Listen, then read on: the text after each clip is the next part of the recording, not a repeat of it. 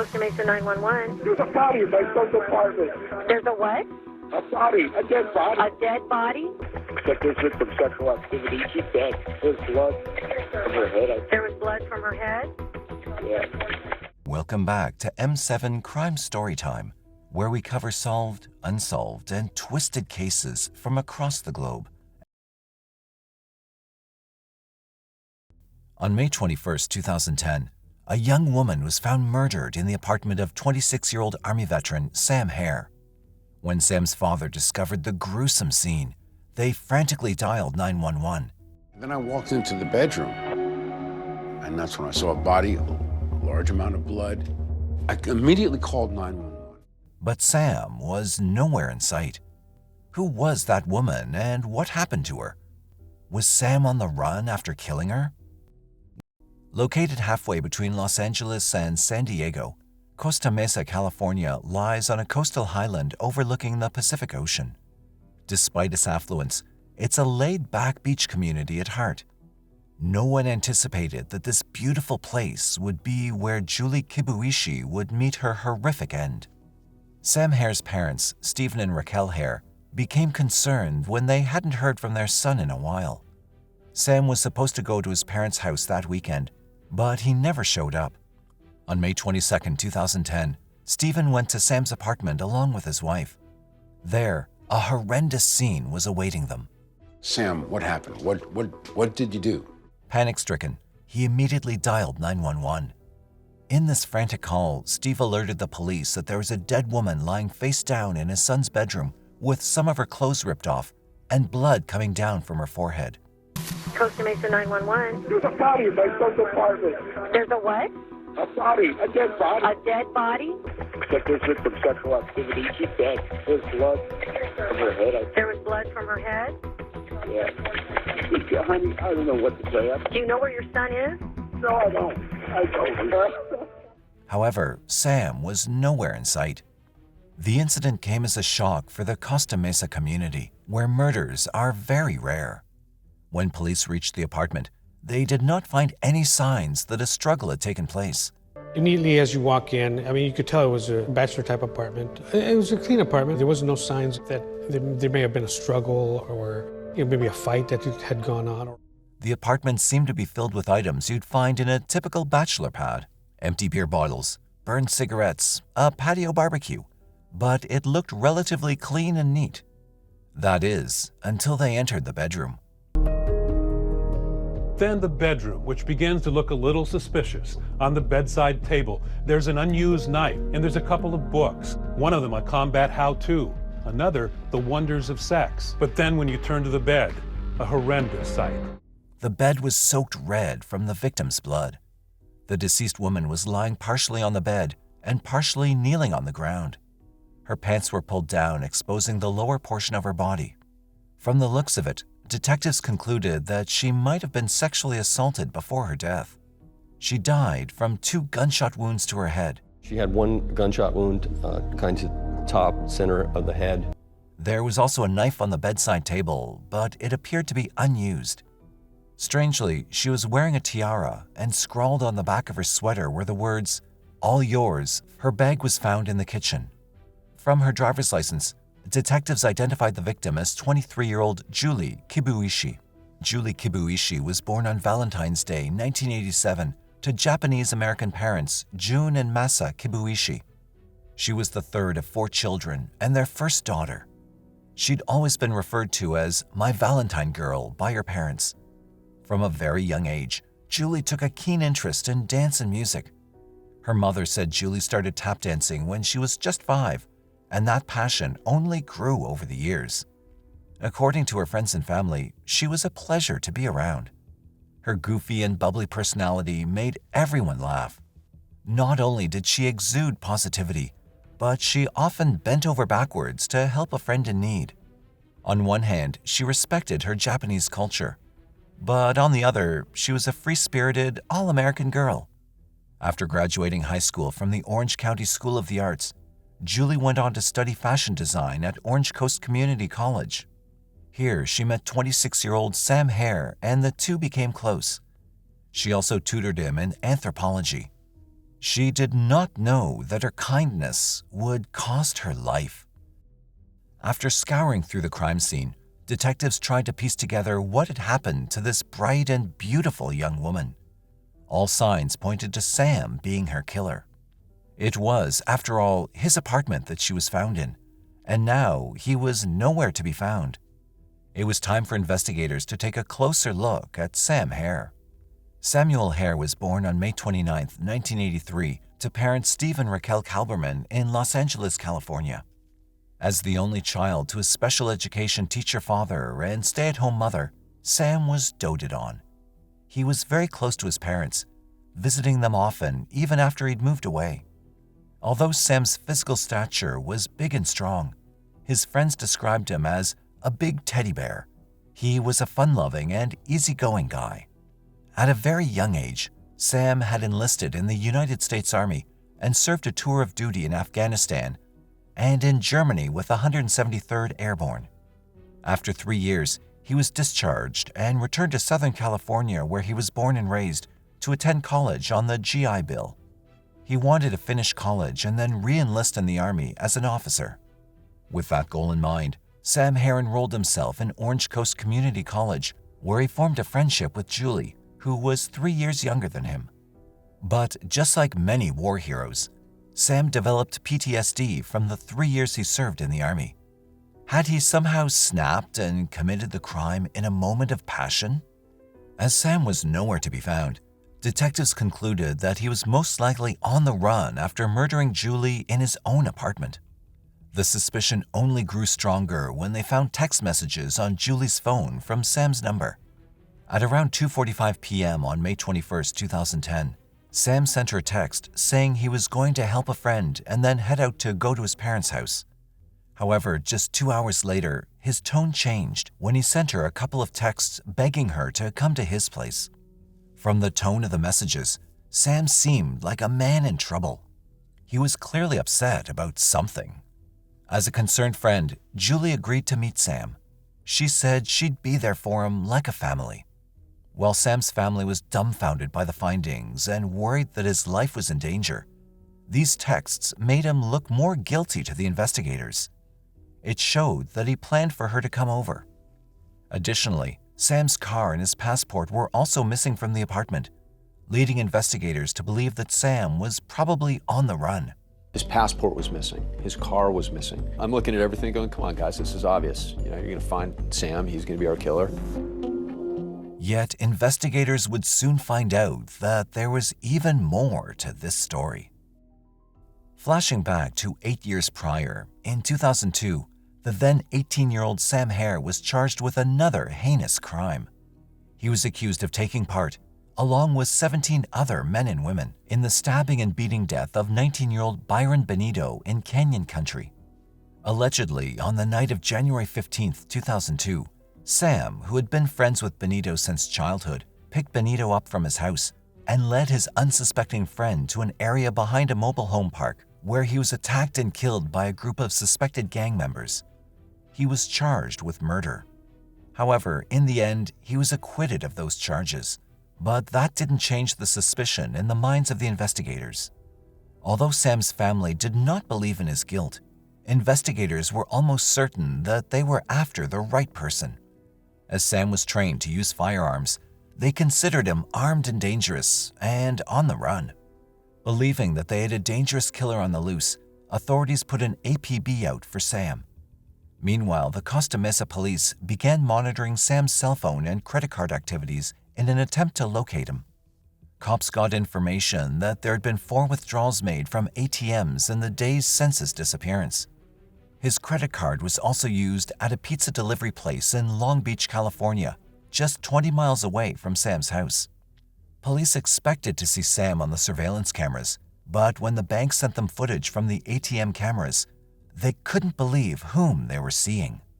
It was a teenager wearing a hoodie and a cap, withdrawing money from Sam's bank account. Neither police nor Sam's parents were able to identify the kid. Investigators concluded that he was most likely helping Sam, either to get away or to hide. Either way, Costa Mesa police were desperate to track him down. On May 26, 2010, they received information that his credit card had been used at another pizza delivery, and they set about tracking the delivery driver. After obtaining the delivery address from him, police headed to the address to apprehend Sam, thinking that they'd finally found his hideout spot. When police stormed the house, expecting to find Sam, they instead found 17-year-old Wesley Freelich along with some of his friends. Although suspected earlier, authorities almost immediately ruled out Wesley as a suspect, but he did still have Sam's credit card in possession. The teenager depicted a shocking story that investigators were not anticipating hearing. He was, in fact, given the credit card with full instructions to withdraw cash. However, it was not by Sam. He didn't even know Sam. Daniel Wozniak, a local theater actor whom Wesley met through community theater, had given him the credit card. Wozniak told Wesley that he was a bail bondsman and needed to collect money Sam owed. Perhaps any other person would have declined it, but as Wesley looked up to Wozniak as an older brother, without realizing the gravity of the situation, the 17-year-old boy agreed to help. In total, $1,900 was withdrawn from the account. The name Daniel Wozniak did ring a bell for investigators, as they'd found an invitation to his upcoming wedding in Sam's apartment. But who was this Daniel Wozniak, and what was his connection to Sam? Did he help Sam to get away, or was he an accomplice to the murder itself? Several questions were yet to be answered. 38-year-old Daniel Dan Patrick Wozniak was born on March 23, 1984, as the youngest of 3 boys. Daniel spent a lot of time with his grandparents after school, due to his parents' long work hours. Dan grew up in a luxurious home, and the family often took expensive vacations. He was described as a good kid in school who mostly got very good grades. He used jokes, singing, dancing, and magic tricks to get attention from people. He loved to be the center of attention. Realizing that he had a natural talent for stage performance, Daniel started acting and singing in musicals in his early 20s. He was pretty casual about his plans for the future. He could never hold a job for long, which forced him to move from job to job with very low pay. However, as years passed, he kept his passion for acting alive and continued to work in theater. It was here, in one of his musicals, that he found the woman of his dreams, a fellow actress. After briefly dating, they decided to marry. On May 26, 2010, when police tracked down Wozniak, he was enjoying his bachelor party in Huntington Beach, California. But how was Daniel Wozniak linked to Sam Herr? As it turned out, he lived in the same apartment complex where Sam lived. Assuming that Wozniak had either helped Sam flee or hide, or had been complicit in Julie's murder, cops barged into the private bachelor party for Wozniak with an arrest warrant. The blood drained from his face as soon as he saw the cops, leading the detectives to believe that he knew more than he was letting on. Police took him into custody for questioning.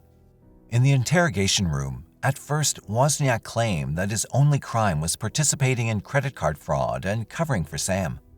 He further told the investigators that he and Sam hatched a plan to pull out all of his money from his bank account with the help of Wesley and then claim credit card theft. But Daniel claimed before they could carry out the plan, Sam made a shocking confession. He added that, after this confession, he dropped Sam off at a local shopping center and had not seen him since. Nonetheless, detectives believed he was still covering for Sam, and that he had more involvement in Julie's murder than he told the investigators. So, detectives tried a different strategy. They took a DNA swab from Daniel, a strategy that made Daniel very nervous. He tried to collect his composure, but detectives could tell there was something wrong. Almost immediately, he started to add more details to the story. Tell me about the Sam incident and what you did. I told him that I needed to move some stuff from the theater.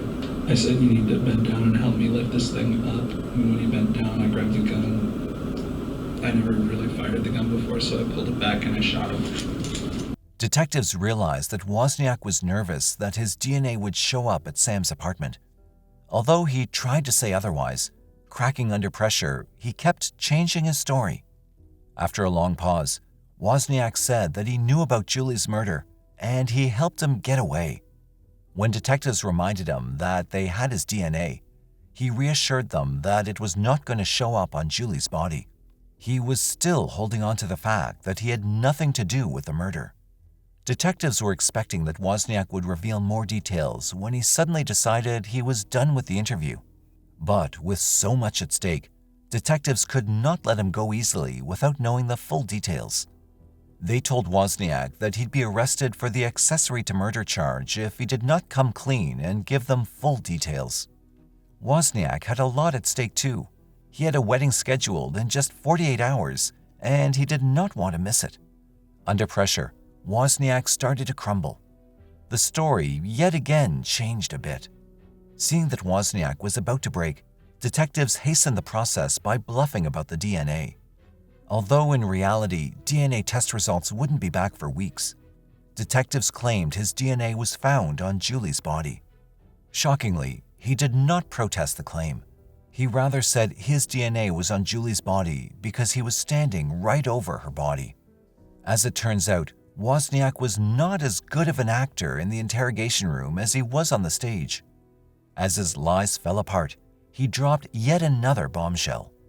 This was a major red flag for the detectives because only one gunshot wound was visible to the investigators at the crime scene. Only later, when an autopsy was performed, was it revealed that there was a second gunshot wound. This confession from Wozniak meant that he'd been there when she was killed, which made him an accomplice in the murder, and investigators could now officially detain him. Yet, even though Wozniak was in custody, detectives still had to find Sam, and Daniel refused to talk. While detectives were searching for any clues that could lead them to Sam Herr, sitting behind bars, Wozniak called his fiancée, Rachel Buffett. Whether Wozniak knew those conversations were being recorded or not, he was about to get caught in his own web of lies. As Rachel chose freedom over love, she told him that she was going to call detectives with more information. Wozniak knew he had to talk to the detectives before Rachel could. Suddenly, he was in a panic, desperate to strike the deal with the detectives that he refused only hours before. But what he told the detectives this time was beyond their imagination. For the first time, Wozniak was ready to break down the timeline of his diabolical murder plan, which started with a simple favor from a friend.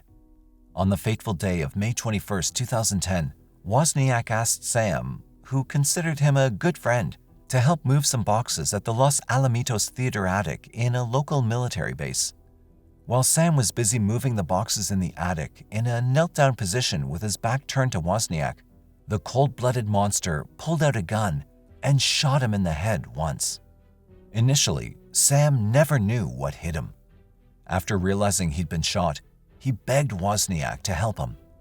Without a shred of hesitation, this merciless killer reloaded his gun and shot him a second time, killing him instantly. After killing Sam, he was still not finished.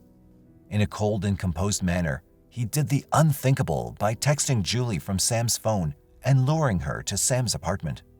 In the utmost callousness, he left Sam's body in the attic and went to perform his play, laughing, singing, dancing, as if he did not just murder an innocent man and lure another to the same fate. Later in the night, Wozniak snuck into Sam's apartment, and once Julie was inside the apartment, he shot her 2 times in the head. He then staged the crime scene to make it look like Sam fled after assaulting and killing Julie in his apartment. However, he still needed to make sure that no one found Sam. In desperation, he proceeded to commit one of the most depraved acts possible. He returned to the attic and dismembered Sam's hands and head in an attempt to conceal the deceased's identity. He disposed of them at a nearby park. But even after these heinous acts, seemingly without a care in the world, Wozniak once again returned to the theater. In several cast party photos detectives collected later, he can be seen laughing and joking with other members. But perhaps the motive remains even more twisted than the murders themselves.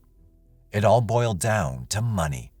The motive behind killing Sam was money and insanity. Money and insanity. Okay. Wozniak always struggled with money and maintaining employment. At the time of the murders, he was behind 2 months in rent, on the verge of getting evicted. Additionally, he had no way of paying for the grand wedding or honeymoon he'd planned. And that's when he learned of the $62,000 Sam had in his savings for his time served in the military. He killed 2 innocent people in cold blood so that he could have a grand wedding and enjoy an expensive vacation. If the confession was not enough, police found the evidence bag that Rachel talked about on the phone with Wozniak, thanks to Wozniak's brother, Tim. Tim had instructions to get rid of the bag, but he instead threw it over the fence at his parents' house. That backpack was filled with incriminating evidence, including Sam Herr's financial details, passport, his bloody clothes, and, most damning of all, the murder weapon. Wozniak's DNA was all over the items, suggesting that he, and he alone, committed the double homicide. It was a cornucopia of evidence. I mean, DNA, expended shell casings, the victim's financial information. It's everything a prosecutor could ever want, and of course that also led us to the murder weapon itself. On December 16, 2015, at the end of his trial, which lasted just 5 days, Wozniak was found guilty of 2 counts of first-degree murder. On January 11, 2016, after only 1 hour of deliberation, in what's described as one of the shortest death penalty deliberations, the jury recommended the death penalty to a very deserving Daniel Wozniak. On September 23, 2016, the judge sentenced him to death. It seemed like there was no end of deception in this case. Detectives discovered years later that Wozniak's former fiancée, Rachel Buffett, not only knew about the murder plots, but she'd been deceptive to the detectives. Though she denied all these allegations, she was arrested and charged with 3 felony counts of accessory after the fact, based on allegations that she'd lied multiple times to police investigators. On September 12, 2018, she was convicted on 2 of those counts with a maximum possible sentence of 44 months, and on November 8, 2018, was sentenced to 32 months behind bars.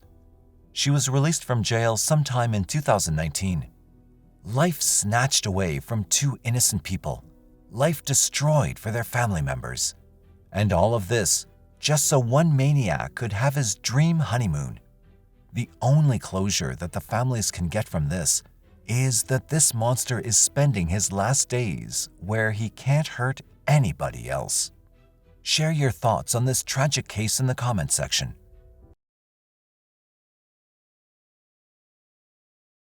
November 19th, 1988 was a beautiful fall morning and the first day of Thanksgiving break. 2 best friends were excitedly making their way to a grocery store just 2 blocks from their homes.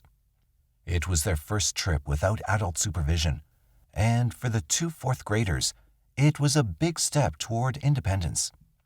Little did either of them know, a predator lurked in the shadows who was about to turn their happiest memory into a terrible nightmare. Full of twists and turns, this case remains one of the most intriguing mysteries of our time. Known as the Heart of the Bay, Hayward, California is the central point to other cities in the East Bay Area. Its residents are described as having a lot of love and community spirit, and its suburban vibe makes it an ideal place to live for families. With the second most diverse population in California, Hayward is as welcoming as its people. Hayward is home to the beautiful Cal State University, and in 1988, Michaela Garecht and her family called it home. 9-year-old Michaela Joy Garecht was called a miracle child by her parents Susan Murch and Rod Garecht. For 5 years, Susan and Rod turned to doctors and fertility treatments before finally welcoming their beautiful daughter into the world. Michaela was born on January 24, 1979, in Oakland, California. Although it was a struggle to conceive Michaela, her parents called her their blessing, as soon after her birth, they welcomed another daughter, Libby, and a son, Alex. In 1986, they made the move to Hayward, where they decided to set down roots and raise their growing family. Michaela was described as a bright and lively child. She was well-behaved and listened to everything her parents told her. Sharon was described as a very caring mother, sometimes considered overprotective.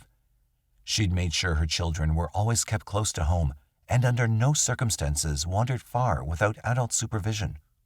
No one could blame her, though. The 1980s saw an increase in child abductions, particularly in the California area. It was a Saturday morning, November 19, 1988, and Michaela had just finished eating breakfast with her family. When her best friend, 9-year-old Katrina Rodriguez, came over to ask Sharon if she and Michaela could go down to the local grocery store to buy snacks, the response was initially a firm no. Upset but not deterred, Michaela begged and pleaded with her mother, promising they'd be safe and come back quickly. Knowing her little girl was going to grow up sooner or later, Sharon relented and allowed them to go while reminding them to be careful. She gave Michaela $5, and the girls excitedly grabbed their scooters. Michaela turned to Sharon and said, "I love you, Mom," before they made their way down the block and out of sight as Sharon watched them go. Her husband Rod decided to go out and do some work on the car, while Sharon went back in to clear up the breakfast dishes, unaware that in the next few minutes, her life was going to change forever. Michaela and Katrina excitedly rode their scooters toward the Rainbow Market on Mission Boulevard. Parking their scooters just in front of the store, both girls made their way inside to buy some snacks. After buying 2 Mountain Dew sodas, 2 sticks of beef jerky, and 2 pieces of cherry taffy, they walked out of the store, completely forgetting about their scooters as they chatted about plans for the holiday. Before they could leave the parking lot, though, both girls realized their scooters were still outside the store. One was missing, and Michaela and Katrina decided to split up to find the other scooter. Michaela spotted it first. It had been moved about 3 parking spaces away and left next to a car. Without thinking, Michaela ran over to the scooter and bent down to grab hold of the handlebars. In a split second, a man had jumped out of the car and grabbed Michaela around the waist before shoving her into the back seat. Like a deer in the headlights, Katrina stood frozen to the spot as she heard her friend's screams and watched her struggle in the abductor's grip. The man peeled out of the parking space before speeding out on Mission Boulevard, heading toward Union City. Katrina immediately ran back into the store and told the cashier, Rona Ronalyn, that Michaela had just been kidnapped. Rona called the local police, who arrived in record time to the crime scene. She also contacted Katrina's father and told him what just happened at the store. Back at their home, Sharon was busy washing up the dishes when she heard frantic shouting from the outside. Rod, her husband, burst through the front door, telling her Michaela had just been kidnapped outside the Rainbow Market. Along with Katrina's father, they made their way down to the store to find police swarming the area and speaking to customers and staff from the store. Katrina was inconsolable and was allowed to go back home with her father. Rod and Sharon remained behind, hoping to get some answers. But from deep within, a seed of fear took root as Sharon remembered a poem Michaela had written. Sharon remembered an unsettling incident just a week earlier. She'd woken up to find Michaela sitting at the breakfast table writing in the early hours of the morning. When she asked her what she was doing, Michaela told her mother she was writing a poem but was being vague. Sharon kept asking her what the poem was about, and Michaela said she woke up after hearing noises coming from the attic and thought about people who had been kidnapped and locked away in the attic. She then told Sharon that her poem was about people who were kidnapped and being held captive, not people who were kidnapped and killed. Sharon at the time found it rather ominous that a child as cheerful as Michaela would write a poem like this. Looking back now, she believed Michaela may have written the poem as a kind of prophecy or premonition. Rona, the cashier, was fortunately able to remember the man who allegedly took Michaela. She described him to police as a white male in his 30s with a mustache. She was able to make out the color of the car as being either burgundy or maroon, but could not give them details about the make or model. Rona told police that the man had parked his car and got out, but not entered the store. Instead, he lurked on the outside and looked through the window, watching the girls and other customers. She also had a feeling he was planning on possibly robbing the store. A sketch artist quickly drew a composite sketch and circulated the picture to all police stations in the area and news outlets. Investigators found the scooter and took it in as evidence. From the scooter handle, they were able to lift a latent handprint. The print was filed away to be used to identify the kidnapper, but beyond that, there were few clues they could follow up on. By the end of the first day after the abduction, the Federal Bureau of Investigation joined the investigation into Michaela's abduction. Given the recent spate of child abductions, the FBI were sure there must have been some link between Michaela's disappearance and that of the other missing children. However, police soon realized that Katrina may be able to give a bit more information on the suspect, as she was the key eyewitness to the abduction. 2 days after the incident, investigators paid a visit to Katrina's family home, and together with her parents, sat down and spoke to her. What she revealed had investigators reeling. The description of the kidnapper was drastically different to the one given by the store cashier. Katrina described the man as being a white male in his early 20s with long, dirty blonde hair. She said he had severe acne that scarred his face and described his eyes as being blue. Katrina remembered his eyes in particular and said to investigators, "He had fox eyes. He looked right at me, but didn't even see me." She also told investigators that his car had been either beige or tan, box-shaped, with visible body damage. This new description was concerning, as investigators realized the most crucial 48 hours had passed while they were looking for the wrong person. The posters were reprinted with the new suspect's image and redistributed in hopes of being able to garner new leads. With the new information, though, investigators now began knocking on the doors of all sex offenders in the local area, asking questions. Volunteers came out in their numbers, knocking on doors and handing out posters that included a description of Michaela's clothes: white t-shirt with the word Metro written across it, rolled-up blue denim jeans, black Mary Jane shoes, and pearl-colored feather-shaped earrings. When no one reported any signs of Michaela anywhere in the nearby suburbs, police extended the search to include the Garin National Park and Niles Canyon that were just minutes from the Garecht family home.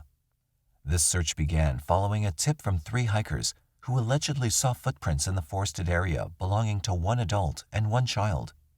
After they'd followed the tracks, they found a blanket and empty fast food containers. A psychological profile also pointed out that the kidnapper was likely to take Michaela to an isolated area. Helicopters were fitted with infrared thermal cameras to pick up any signs of a heat signature within the dense wooded areas.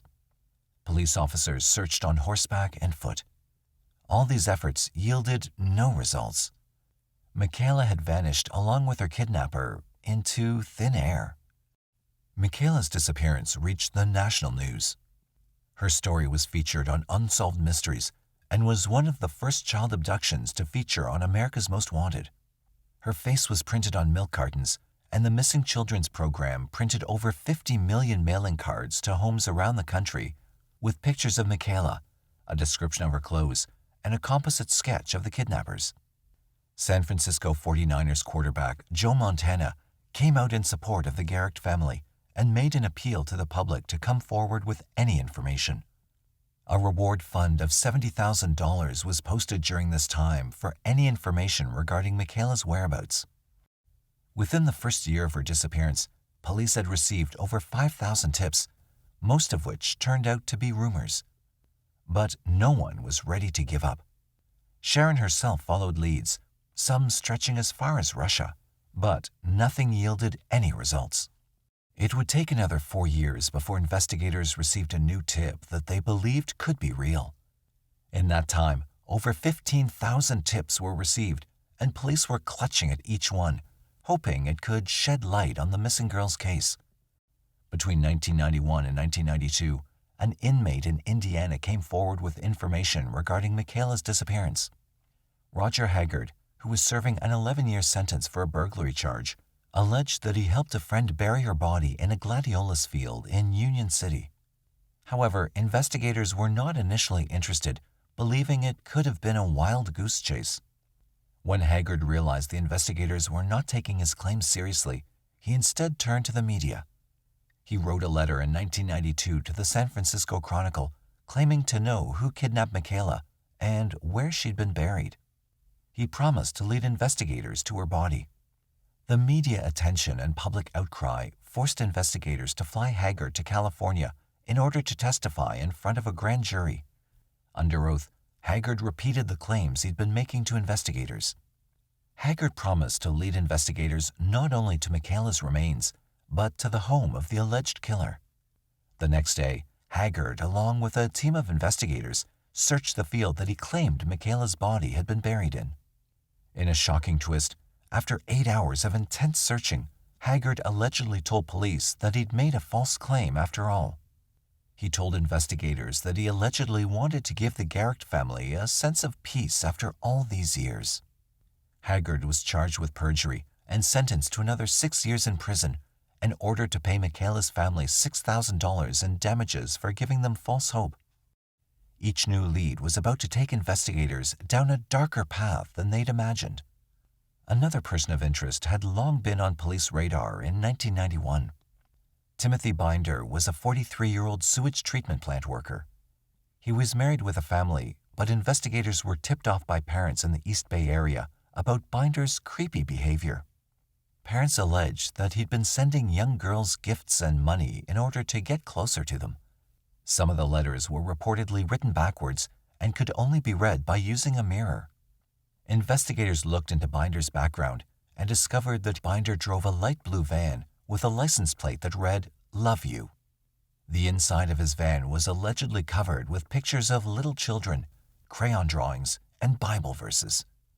According to reports, he'd been arrested for attempting to lure 2 young girls into his van, but the charges were dropped. Binder, investigators discovered, had a knack for inserting himself into the cases surrounding missing children. He had made contact with Michaela's mother, Sharon, following her disappearance in November of 1988.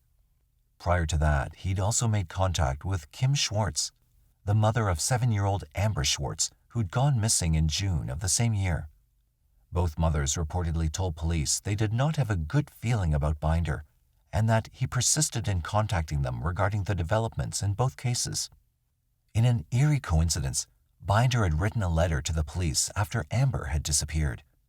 In the letter, he claimed that the next child to go missing would be a 9-year-old girl, and, weirdly enough, Michaela was the next child reported missing. In early December, Binder also sent a Christmas card to an FBI profiler with a picture of a girl holding up 4 fingers. On December 27, 1991, Amanda Campbell, who was aged 4, went missing from her home in Fairfield. Binder was also linked to the disappearance of 13-year-old Eileen Michelhoff from Dublin in California. In a turn of events, his generally strange behavior and interest in these cases started to garner him media attention. His name had become synonymous with the recent spate of child abductions, and people turned against him. Binder and his family were being harassed by the public who wanted answers for all the kidnappings. He eventually sued the city of Fairfield for defamation and won the case. Investigators eventually eased off on Binder, with many of the opinion that all he wanted to do was play an important role in the investigation. Beneath all the mysteries, the case continued to captivate the public and challenge the investigators. Curtis Dean Anderson had also come under scrutiny following his capture and arrest in August of 2000. Following his arrest, Anderson admitted to the abduction and murder of 7-year-old Ziana Fairchild from Vallejo, California in 1999. In a 2007 interview with the FBI, Anderson claimed to have killed another 13 women and girls. He also alleged to have abducted and murdered 7-year-old Amber Schwartz, who he saw standing on a street corner. Before he could provide investigators with more information, though, he died on December 9, 2007, from kidney and liver failure. Investigators looked into Anderson's background after his confession about killing multiple girls in his past. Records show that Anderson was pulled over in 1989 while driving a brown 1977 Chevy sedan that matched the vehicle description given by Katrina as well. However, his death left investigators unable to probe that line of investigation. Hope wasn't lost, though. The renewed effort of investigators brought Michaela's kidnapping back into the spotlight, and with it, more attention and new leads. Another twist comes in August 2012. Wesley Shermantine, who was one half of the murderous duo known as the Speed Freaks, contacted the Stockton Record following the suicide of his partner in crime, Lauren Herzog, in January of that year. He pointed out that Herzog bore a striking resemblance to the composite of the suspect in Michaela's case. This was strengthened by Katrina's comments that Herzog had features that looked very much like the man who kidnapped Michaela. At the direction of Shermantine, investigators began digging up a well in Linden, California, where the duo allegedly disposed of their victims. Thousands of bone fragments were discovered, some of which were believed to belong to Michaela. While the investigators never left hope of solving the case, the mystery kept baffling them further. 8 more years would pass before investigators could find a promising lead. The events that took place during this crime were truly shocking and left a lasting impact on the public.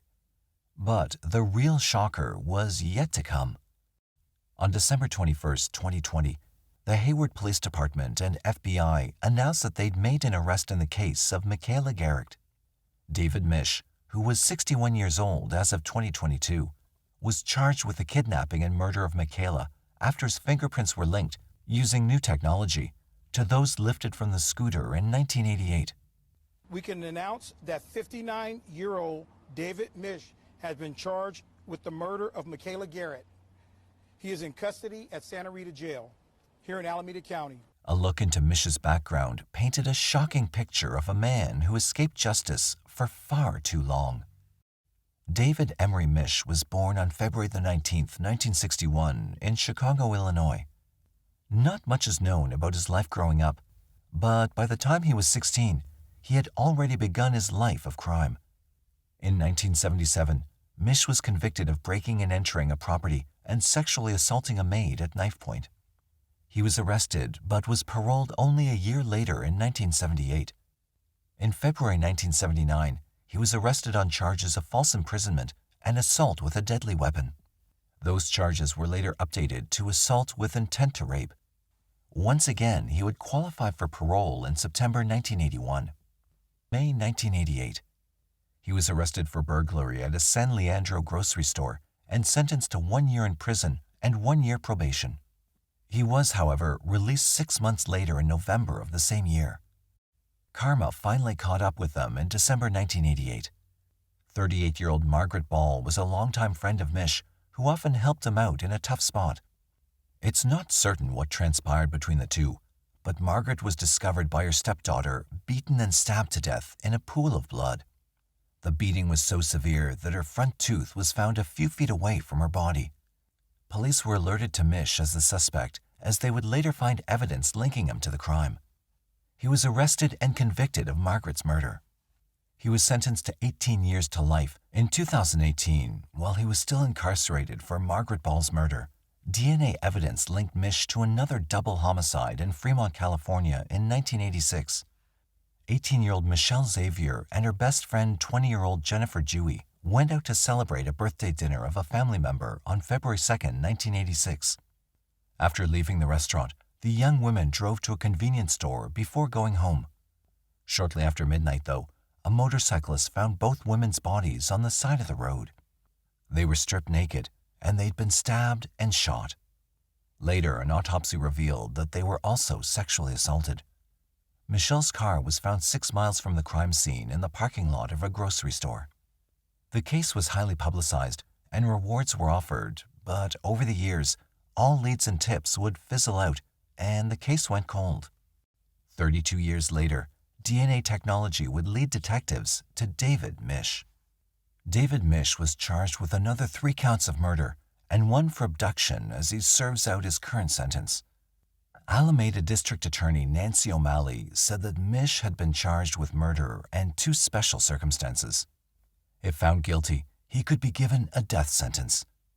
Hayward Police Chief Tony Chaplin said the disappearance of Michaela Garecht was a tragic story that gripped the Bay Area for decades. He said they were not going to stop the search for Michaela's body and remains hopeful that they'll find her. Michaela's father, Rod Garecht, drove over 100 miles to attend the press conference. Rod said he finds some relief knowing Misch has been identified after all these years. "I'm kinda relieved that they caught someone over it, so now I don't gotta... They've got a suspect they can grill, and hopefully he'll cough up wherever the body is," he said. Sharon, who'd been diagnosed with metastatic cancer back in 2019, was unable to attend the press conference. Police Chief Tony Chaplin read a statement on her behalf. In the last year, I had to come to a place of acceptance that Michaela was probably no longer alive. But somehow, that acceptance was far more wrapped up in the idea of Michaela sitting on a fluffy thin cloud, walking on streets of gold, dancing on grassy hills, soaring among the stars. What I did not envision was my daughter as a dead child. It was only when I heard this news that this vision of reality appeared, and I've honestly not figured out what to do with it. Mish's attorney, Ernie Castillo, has been outspoken about the case involving his client.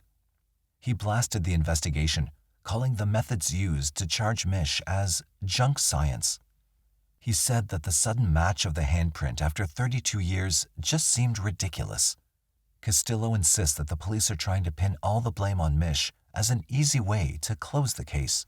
Now a middle-aged woman, Katrina Rodriguez, who married and moved away from Hayward to Texas, still harbors guilt over what happened that fateful Saturday morning. In her mind, it was meant to be her because the scooter that was moved belonged to Katrina. This burden of guilt has driven Katrina to forget her childhood. For Sharon, she dedicated her entire life to finding Michaela. First, she waited at the door or the telephone, and as the years passed, she turned to the internet, searching. Sharon eventually started a blog called Dear Michaela. Later, she changed it to Seekers Road. Sharon was eventually diagnosed with cancer, and after Mish was charged with Michaela's murder, the fight slowly faded out of her. She knew she would see her daughter soon. Sharon passed away in May 2022. There was one last twist to come in this already puzzling case. As David Mish awaits trial on the charges of kidnapping and murder in the case of Michaela Garecht and the murders of Michelle Xavier and Jennifer Dewey, new Alameda County District Attorney Pamela Price created a ripple among those who had been invested in seeing David Mish pay for his crimes. Price has drawn criticism after making the decision to drop all special circumstances in the 3 killings. If convicted of all 3 counts of murder, Mish no longer faces life in prison without parole or the death penalty. After waiting 3 decades to see Mish pay for his crimes, family, friends, and supporters for Michaela might have to face the reality that Mish could get away with his crimes without facing the appropriate justice. Child safety advocate Michael Claes, who's the father of Polly Claes, who was abducted and killed in 1993, said it was a complete and utter betrayal. Mish's defense attorney, Eddie Castillo, welcomed the news. Each case relies heavily on questionable forensic tactics. Price's decision doesn't surprise me. In fact, it acknowledges the weakness in their case, he said. Retired Fremont Lieutenant Chuck Uhler, who worked on the 1986 Michelle Xavier and Jennifer Dewey murders, for which Mish has also been charged, said, "I think there's exceptions to every rule, and if anybody ever deserved maximum punishment, it's David Mish." A former prosecutor and KTVU legal analyst called the move reckless and said it was not a good idea to take any kind of punishment off the table from the get-go.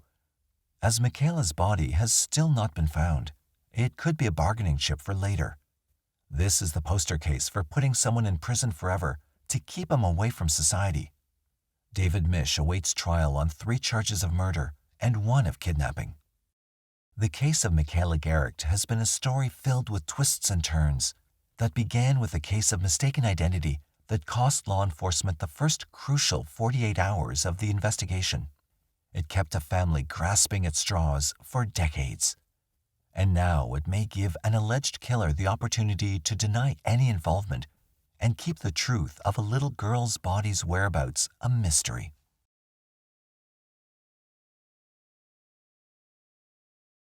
Pranks are a part of everyday life. We use pranks to entertain and to ease tension in awkward social situations. But sometimes pranks go horribly wrong, and the consequences can be damning. Today's case begins with a prank that ended up having a snowball effect and ultimately destroyed a family. Compounding the situation was that the entire drama unfolded on social media. But what happens when the joke is over? Who do you blame when it all goes wrong? Our case today takes us to a new territory. We venture to India, the home of spice and, more importantly, Bollywood. In this episode, we visit Kollam, one of 14 districts in the state of Kerala. Kollam is best known as the cashew capital of the world and is the largest exporter of processed cashews in India. The Kollam port was made famous by its role in the international spice trade. During the early years of civilization, Kollam was known to have had trade relations with both Phoenicia and ancient Rome. Today, though, it's captivated the public's interest for much darker reasons. Tuesday, January 5, 2021, was a typical morning for 55-year-old Sudar Shahan Pillai. He'd left his modest home in the village of Kaluvathukal in Kollam district and visited the local temple to perform his morning prayers. After completing his daily ritual, Pillai returned home and went to the kitchen to make himself a cup of tea. Sitting at the kitchen table, he savored the sweet hot drink. Little did he realize that the serene morning was about to be shattered by a shocking discovery. Reshma Verma, his 22-year-old daughter, came barging in carrying something in her arms. She looked distressed as she called out for her husband, Vishnu, and her father, Pillai. Both Pillai and Vishnu rushed to see what was happening and realized she was carrying a newborn baby. The child was still alive with the umbilical cord still attached. He looked healthy, according to Pillai. Within moments, neighbors began pouring into the family's home, having heard about the discovery made by Reshma. According to her, she'd heard a baby crying and found the child dumped on a heap of garbage and dried leaves behind their home. Speculation began among the gathered crowd as they pondered who could have been the child's mother. No one in the neighborhood had recently been pregnant. Within half an hour of the baby being found, the ambulance arrived and hurried the newborn baby boy to the Government Medical College Hospital in Parapalli. Unable to help the baby, they later transformed the newborn to Sri Adavam Thirunal, a private hospital in Thiruvananthapuram. Back at the Pillai household, several emergency units arrived to begin assessing the crime scene. Police officers, health officials, and a canine squad arrived and fanned out to search the area for any clues relating to the abandoned baby boy. It turned out into a feverish hunt to find the parents responsible for abandoning the newborn child in such an appalling manner. Several news outlets also learned of the tragic discovery, and many reporters descended on the normally quiet village. As investigations continued and reporters asked questions, doctors and nurses worked with urgency to save the child. Unfortunately, by that evening, everyone learned that it was too late. The child passed away after suffering heart failure due to a congenital ailment and a respiratory infection caused by the debris from the dried leaves that had been lodged in his trachea. Neighbors, friends, and family gathered at the Pillai household to support the family through this traumatic time. They knew the Pillai family were good-natured and upstanding citizens who wanted to help the child. Reshma herself was a young mother. She'd been very involved with trying to help the police find out who the mother of the child was during the search of the crime scene. A case of homicide was lodged by police, and for the next several weeks, investigations into the death of the newborn continued in earnest. Accredited social health activists from the Ministry of Health and Family Welfare were deployed to Kaluvathukal and neighboring villages to interview and look for women who were pregnant or had recently given birth. Investigators worked with hospitals and clinics to obtain CCTV footage and looked through various records and databases to see if anyone had registered at their health facilities for prenatal treatment or had visited the facility to deliver a baby. Investigators also obtained cell phone records from the towers in the area to ascertain if any of the numbers that pinged off their networks could lead them to their suspect. All these efforts were in vain, as no one could be identified or eliminated. As a last resort, investigators obtained a warrant from a local magistrate that allowed them to take DNA samples from those suspected of being responsible for the crime. These samples were collected and tested against those taken from the newborn child. It was going to be a long process. With COVID-19 infections surging and the Kerala Assembly elections taking place, many of the officials investigating the case were shifted around and given other duties in other regions. Meanwhile, the Pillai family continued to cooperate with investigators in helping to find the parents of the unknown baby. It was a shocking discovery in their normally peaceful and family-oriented village. For 5 months, villagers continued to question how the baby boy came to be in their little village of Cuevas. They also questioned the behavior of the person responsible for the crime. The Pillay family were held in high regard in their village, and the community commended their hard work during the investigation. It truly was a shocking event. But the real shocker was about to turn the investigation on its head. The villagers were about to discover a bizarre twist in the case, something that undoubtedly left them questioning if they truly knew their own neighbors at all. On June 22, 2021, police descended on the modest Pillay household with a warrant of arrest for Reshma Verma, the woman who discovered the newborn baby. The discovery of the baby had already swept through the village like a wildfire.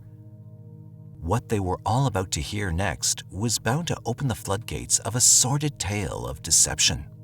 It was a disturbing turn of events to discover that the person being hailed a hero was, in fact, a wolf in sheep's clothing. DNA results proved that Reshma and her husband Vishnu Verma were the biological parents of the newborn discovered in the dump. Reshma was then charged with killing. She was arrested and taken into custody at the Chatham Noor police station for questioning, where she told the investigators a story of finding love and how it turned her into a murderer. In early 2020, Reshma had allegedly befriended a man named Anandu on Facebook. It started off as an innocent friendship, but soon evolved into more, and Reshma began to fall in love with Anandu. With social distancing restrictions in place and a pandemic that was changing the lives of everyone, Reshma clung to the relationship with Anandu as a way of escapism. According to family members, Reshma and her husband Vishnu had a loving relationship. There had been no signs of abuse or neglect. It baffled family and friends as to why she sought to have an affair. She'd never spoken to Anandu or saw a proper picture of him, yet she felt a connection according to her confession. As restrictions eased off during the year, Anandu had suggested that they meet at a beach town about 15 kilometers away from Cuevas called Varkala. Reshma made her way to Varkala but was intercepted by her husband Vishnu, who had allegedly been tipped off by a mutual friend. They argued about the incident and Vishnu broke her cell phone, but Reshma eventually gave in to Vishnu and seemed to accept that her relationship with Anandu was now over. However, that was not the case. Reshma continued to speak to Anandu using another relative's SIM card to chat. When she discovered she was pregnant, she knew that it would be almost impossible to run away and elope with her lover, so she decided to keep the pregnancy a secret. Being of a slight build, the deception should have been near impossible. Reshma made use of body shapers and wrapped cloths around her waist to keep the bump from protruding. She also complained of severe menstrual problems and backache to avoid intimacy with her husband. Reshma also hid her pregnancy from her lover Anandu. She feared he may not approve of their attempts to elope if he knew she was carrying Vishnu's baby. She allegedly gave birth to her child in the washroom of her home in the late evening of January 4, 2021, and then dumped him behind the house. It seemed abandoning her baby was the only way she could envision a future with Anandu. She created a diversion of discovering the baby in order to take away any scrutiny from herself. However, this ultimately led investigators right back to her own doorstep. Vishnu had been away at work in the Gulf region when he heard the news of his wife's arrest. He'd been baffled by the story and claimed he had no knowledge of Reshma's pregnancy. Vishnu spoke with a local news station upon his return to India. "I didn't know she was pregnant. If I'd known, this wouldn't have happened. She gave me no reason to suspect such a thing at all," he said. When reporters asked about the alleged fight between him and Reshma, Vishnu explained that it was a moment of weakness on both their parts as a couple, but for the sake of their daughter, he forgave Reshma, who promised she had ended the relationship. Police soon cleared Vishnu of any wrongdoing, as he had provided legitimate proof that he'd been away from home for most of her pregnancy and was unaware of what had been transpiring in his home. In an interview with Reshma's father, Sudarshanan Pillai, he said that Reshma had given no sign of being pregnant. There were no symptoms of morning sickness, and she showed no unusual eating habits. He only recalled that she complained of exhaustion and body pain, but that was normal. According to Pillai, the family had spent an entire day, the weekend before she gave birth, traveling on a tour of temples, and not once did Reshma complain or show any signs of discomfort or pain. She traveled the entire day in a car without complaining of unease even once, he said. But this was not Reshma's first time deceiving her family. When she was 18 years old, her husband Vishnu had come to the Pillai household to ask for her hand in marriage.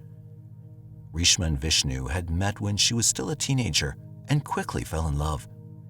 Their respective families did not have an issue with the two of them being in a relationship. They had both come from respected families in the village of Kaluvathukal. But unbeknownst to either of their families, they'd consummated their relationship before having a formal proposal or getting married. According to reports, the couple wanted to be together, and Reshma asked Vishnu to speak with her father. At the time, she was 4 months pregnant, but had kept the secret from her family. Pillai allowed the marriage to take place, but was not happy about it. He'd wanted Reshma to study and have a career for herself, but she wanted to get married and live with Vishnu. In an interview with a local newspaper, he said that he wanted Reshma to be happy with her life and did not want to stand in her way. A few months after the wedding, Reshma gave birth to a baby girl. It was then that her family realized that she'd been pregnant all along. Reshma and Vishnu's daughter was, by then, 4 years old and the apple of her grandfather's eye. A neighbor of the Pillais also spoke about how Reshma had fooled them all following the discovery of the baby. He posted a photo of the baby on Facebook, believing the mother was someone from their neighborhood. Reshma, he said, was always on the scene, willing to help. Reshma was at the center of that melee. She was very calm, walking all over the place and talking to everyone. There was no reason to suspect her at all, he said. Now that investigators knew the reason behind Reshma's crime and a little about her background, they began to look into Anandu's Facebook account and wanted to ask him a few questions regarding the incident. Police found hundreds of text messages exchanged between Reshma and Anandu. It looked as if the two had been planning to run away from their lives together and start somewhere anew. Investigators were hopeful they could get the answers they needed from Anandu. But there was yet another unexpected twist in this sordid tale. Tracking Reshma's online lover proved futile. There seemed to be no such person. Police discovered the account had been fake. Reshma's father recalled that she'd once traveled to Varkala to meet with a friend on Facebook, but did not say who it was. He said that Vishnu and Reshma had a heated argument following the incident, but nothing more came of the issue. He also mentioned that Reshma seemed too attached to her phone and spent hours chatting and sitting online with her friends. Police surmised that whomever had created the fake profile was catfishing Reshma and she'd been scammed. Reshma, though, refused to believe what the police were telling her about Anandu. She was adamant that he was a real person. Unable to trace the account themselves, police officers made contact with Facebook administrators to help in the investigation. Meanwhile, they looked through Reshma's accounts and cell phone records. Investigators were about to uncover yet another twist, one that possibly involved more than just Reshma as being part of the plan to abandon her baby and elope. They discovered that after the Varkala incident, Reshma had begun using a SIM card belonging to her sister-in-law, 23-year-old Arya Verma, the wife of Vishnu's brother, Ranjith Verma. Investigators made contact with Arya after learning that she and Reshma were particularly close. They were also good friends with their niece, 22-year-old Grishma. Both women were summoned to the police station for questioning, as investigators suspected they may know more about the man named Anandu and the death of the baby. What happened next threw investigators into a tailspin. The case was about to take yet another dark twist that at first did not add up. On June 24, 2021, Arya and Grishma failed to report to the police station. Investigators set out to visit both of their homes and discovered both women had gone missing. They tried tracking their social media activity and found that both Arya and Grishma had suddenly fallen silent on the afternoon of June 24, 2021. Having already gotten hold of cell phone tower signals for the initial case, investigators were able to track their location to a spot near the Ithikara River, a river known for its dangerous currents. CCTV footage located near the area revealed that both women were last seen walking near a road close to the river. Fearing the worst, dive teams were assembled and a search of the river and surrounding area were conducted. On June 25, 2021, the bodies of both Arya and Grishma were recovered from the river. Police later discovered a letter written by Arya. Arya wrote about the ordeal they suffered because of Reshma's selfish actions. "I never wished to cheat anyone intentionally. I didn't realize Reshma was such a crook. I've only wanted to see their lives getting better. Please take good care of my son. I wasn't finished enjoying my life with Ranjith, but I cannot bear being arrested by police in a case involving the killing. Please forgive me," it read. Police initially believed that both women knew of the plot concocted by Reshma to abandon her newborn and run away with her lover. For a while, it was believed that all three women were hatching a plan to help Reshma find a way to escape her marriage and her home. This theory was supported by the family, who claimed the three women shared a close bond. However, they were confused by their actions, as Reshma had seemed happy with her life, and Vishnu had only ever been a hardworking and faithful husband. Reshma also allegedly told police that both Arya and Grishma knew about the baby. Rumors began to spread in the village, and the Pillai family shied away from public scrutiny. But the story was not so simple. More revelations would prove that sometimes an innocent joke can have severe consequences. It was then that a close friend of Grishma came forward and provided police with sworn testimony that proved Reshma was the only person responsible for abandoning her newborn baby. This friend, who wanted to remain anonymous, revealed that Arya and Grishma had been the two women responsible for creating the fake Facebook account of Anandu. It had started as a prank between both women, but soon spiraled out of control. Both Arya and Grishma wanted to see if Reshma would fall for another man while being married to Vishnu. This was after they discovered that Reshma had created several different Facebook profiles and was chatting to other men while Vishnu was away working. They started to chat with her and began having a virtual affair. Neither of them knew how serious Reshma was about leaving her husband, nor did they have any idea that she was pregnant. They went as far as to hire someone to go to Varkala when Reshma arrived for the meeting with Anandu and report back to them. Then they also secretly tipped off Vishnu, hoping he would find Reshma and find out she was carrying on a virtual affair behind his back. According to the friend, both women had no idea that Reshma had fallen so desperately in love with Anandu that she would stoop to this level. The testimony was backed up by Arya's mother-in-law, who confirmed that the day following Reshma's arrest, Arya had become tense and agitated. Her entire personality turned dark. Arya's mother-in-law then said that Arya told her she had made a huge mistake. She went on to tell her about how she and Grishma created the Anandu profile on Facebook and how Reshma was chatting to another man while she was married to Vishnu. After what had happened, Arya felt enormous guilt, and both she and Grishma were too ashamed to continue living. Both families then had to grapple with the effect that the social media prank had had on their families. The disaster it has caused made them wonder if they really knew their loved ones as well as they assumed they did. The tragedy suffered by the Pillai family has altered their entire lives. They've been left shell-shocked by the events. Following her arrest in June 2021, Reshma was diagnosed with COVID-19 and was treated at a women's healthcare facility. She recovered and has since been in police custody awaiting trial. Her father, Sudarshanan Pillai, said that they'd always wanted a grandson in their family. Reshma could have said one word and we would have raised the boy, he said. The Verma family, too, has suffered a tremendous loss. They've lost two daughters in a senseless manner. Similarly, they feel there's no point in digging deeper into what caused all the drama in their quiet lives. Ranjith, Arya's husband, has simply moved on from the situation, unable to find any reasonable answer to his questions. Everything is over, isn't it? There's no point talking about anything now. This family tragedy has only highlighted the misuse of social media.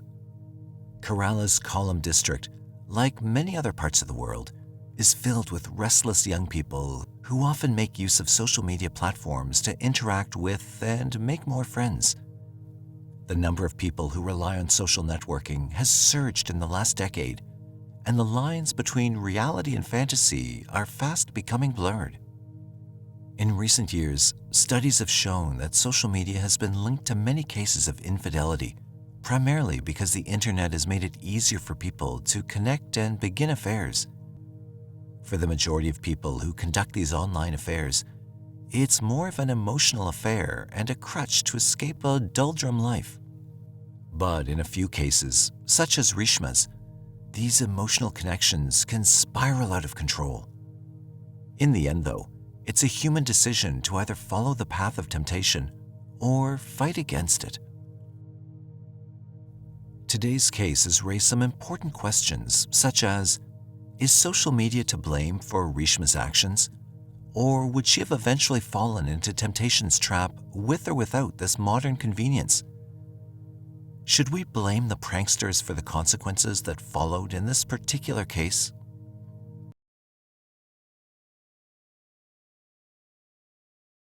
On July 31st, 1999, 17-year-old high school seniors and best friends J.B. Beasley and Tracie Hawlett began their journey from their hometown of Dothan, Alabama. They were headed towards a birthday party for J.B. in Headland, Alabama, but the girls ended up getting lost along the way. In a phone call to her mother from Ozark around 11:30 p.m., Tracie informed her mom that they were heading back home. However, neither girl would ever make it home. Their lifeless bodies would be found the next day in the trunk of their car, raising the long-debated question of what might have happened to them. Did it have something to do with the party? Or did the girls run into trouble on the road heading back from Ozark? Located in southeast Alabama, near the Florida border, Ozark is known as the home of Fort Rucker. Situated in the heart of Dale County, it's a typical charming southern town. Home to nearly 15,000 people, it's a nice place for both raising a family and spending retirement years. However, the town was not the sort of place to hit the headlines until the gruesome double homicide of 2 high school seniors in 1999, which baffled the community for years to come. J.B. Hilton Green Beasley was born on July 31st, 1981, to parents Cheryl and Hilton Lanier Beasley in Troy, Alabama. After her parents separated, she moved to Dothan with her mother in 1984. She was adored by her mother as well as her stepfather, Joey Bagoon, whom her mother married after a few years. She grew up in a nice home in Dothan along with her 4 sisters. J.B. grew up to be a very outgoing girl who was involved in various activities, including cheerleading, dance, piano, and swimming. She even modeled for several agencies along with her sisters. Besides all of her hobbies, she loved hanging out with her friends and family.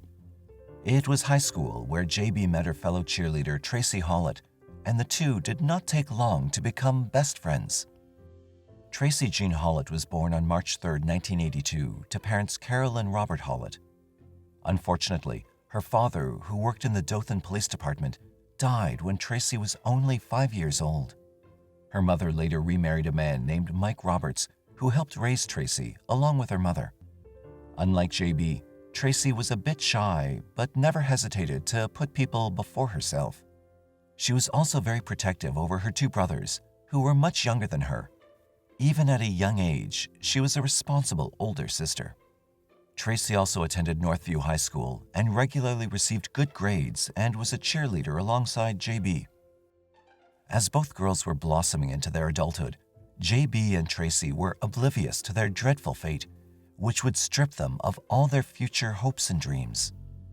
On July 31st, 1999, at around 10:05 p.m., J.B. and Tracie left Dothan in J.B.'s black 1993 Mazda 929 to attend a birthday party organized in JB's honor in Headland, just a few miles north. However, the young girls, being unfamiliar with the roads leading to their destination, soon found themselves in trouble. Within a few minutes of starting their journey from their hometown, they got lost. Around 10:30 p.m., JB and Tracie stopped at a BP gas station near the intersection of routes 173 and 431 in Headland in search of directions. Using a payphone at that gas station, they called their friends to get better directions to the party.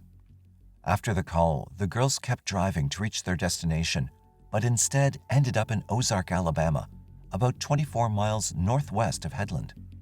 Realizing they still did not understand the directions to the party, at 11:30 p.m., the girls stopped at the Big Little store. Although the store was already closed by then, Tracie called her mother from the store's payphone. She informed her of how they got lost and ended up in Ozark, and that they were now planning to come back home. At the same time, a woman named Marilyn Merritt and her daughters stopped at the gas station to buy a soda. The girls then asked her for directions back to Dothan. Marilyn tried to explain the way as well as she could, and the young girls seemed to understand. Marilyn would later say that she noticed that the girls looked nice and polite, with a clean and tidy car. Marilyn remembered seeing the girls pulling out of the parking lot and turning right, just as Marilyn had directed. Although nothing seemed amiss at the time, JB Beasley and Tracie Hawlett never made it home. The following morning, August 1st, 1999, at around 8 a.m., Tracie's mother called the police to report her daughter missing. It did not take police long to find their first clue regarding the girls' whereabouts. Later that day, after Tracie was reported missing, cops successfully located JB's car, which had been parked on Herring Avenue in Ozark. The most bizarre thing was, despite having filled the gas tank the day before, the tank was almost empty. The car was muddy, the driver's side window was partially down, yet the doors were locked. However, police could not find any signs of a forced entry into the vehicle. Inside the car, JB's driver's license was lying on the dash. The purses of both girls were still inside the car, along with their cash. The only known missing item was JB's car keys. However, there was no sign of either of the girls. A palm print was recovered from the trunk lid of the locked trunk, which gave the police a foreboding feeling that something was horribly wrong. Assessing the scene, cops theorized that the locked trunk could provide them with significant clues, but without the keys, they could not open the trunk. It took them 6 long hours to discover that they could open the trunk of the car with the help of an interior latch without needing a trunk key or a locksmith. Upon opening the trunk, police made a grisly discovery. The lifeless bodies of the 2 girls were stuffed inside. Both girls were fully clothed, but their pants were soiled from the waist down. Both girls had been shot once in the head, Tracie in the temple, and JB in the right cheek. Tracie had a 9mm shell casing on her leg, scratches on her arm, and her jeans had thorn briars on them. JB's clothes, on the other hand, were muddy and dirty, especially her newly purchased shoes. Although authorities concluded that the teenagers were killed execution style, they had most likely been killed inside of the trunk. As the families were informed about the heart-wrenching discovery, authorities formally started their homicide investigation. Although investigators were considering robbery as a possible motive during the initial phase of the investigation, it was quickly ruled out after confirming that not only the girls' purses, but also their jewelry, money, and credit cards remained inside the car. Autopsies later confirmed that there were no traces of alcohol or drugs in their system. The report also suggested that neither girl had been sexually assaulted prior to their demise. This basically ruled out the possibility of the crime being sexually motivated. However, more than 2 months later, the State Crime Lab issued a report indicating that there were traces of unknown semen on JB's bra, panties, and skin. The palm print recovered from the lid of the trunk also remained unidentified. With no matches in the system and no one to compare their evidence against, authorities were left without much to go on. As word of a double murder of 2 teen girls spread like wildfire, authorities were no close to zeroing in on a suspect. A reward was also put out in an attempt to gather information regarding the murder, but it did not uncover any new leads. However, authorities, it seemed, soon got an unexpected breakthrough. On September 1st, exactly 1 month after the bodies of JB and Tracie were found, a longtime Ozark resident, 28-year-old Johnny William Barentine, walked into the Ozark Police Department to tell a bizarre story. He claimed that he had been a witness to the high-profile double homicide of the Dothan teenagers. Barentine told police that on the night of the murders, around the same time Tracie Hawlett called her mother from the payphone at the Big Little store, he went out to buy milk for his 2-year-old son. He claimed that while he was out, he had witnessed the horrendous act. He returned home at 1 a.m., visibly upset, and told his wife that he'd been hit by a black truck near Herring Road. In the days following JB and Tracie's murder, when he shared the information with some of his friends, they convinced him that he should go to the police with this information, as it could be linked to the murders of Tracie and JB, which would not only help police crack the case, but could also get him the reward as well. Disturbingly, in the 4 hours of interview with Ozark police, Barentine changed his story 6 times. According to then Ozark Police Chief Tony R. Spivey, Barentine initially said that on the night of the killings, he had seen a black truck speeding away from the area where the girls were found. But as the interview continued, his story kept evolving and changing. Finally, he claimed that he'd picked up a tattooed man he didn't know and the two drove by the Big Little store. He further claimed that the man to whom he'd given a ride got into a car with 2 girls, whom Barentine identified as the deceased Dothan teenagers. He said they ended up on Herring Avenue, where the man forced the girls out of the car. A struggle occurred between the man and the girls as they were trying to get away. After placing them in the trunk, Barentine said, he saw something in that man's hand moments before hearing 2 gunshots, and when the man returned, Barentine again gave him a ride from the scene and then went home. In another version, Barentine confessed to investigators that he knew the man he'd picked up and given a ride to and identified him to be his neighbor. Alarmingly, Barentine himself lived less than a mile from where police discovered the bodies. Police did not buy his story, naming him the prime suspect in the murder of J.B. Beasley and Tracie Hawlett. Ozark police arrested Johnny Barentine on the spot, charging him with 2 counts of capital murder. But there were several problems with his accounts. Barentine never mentioned sexual activity that would account for the semen found on JB's clothing and body. Besides, the neighbor he implicated had an alibi for the evening. Several people noted that he looked startled and like he had just awoken from a deep sleep in his mugshot. Just after arrest, Barentine immediately admitted that he had fabricated the whole story in order to collect the reward money. However, police at the time believed they arrested the right person.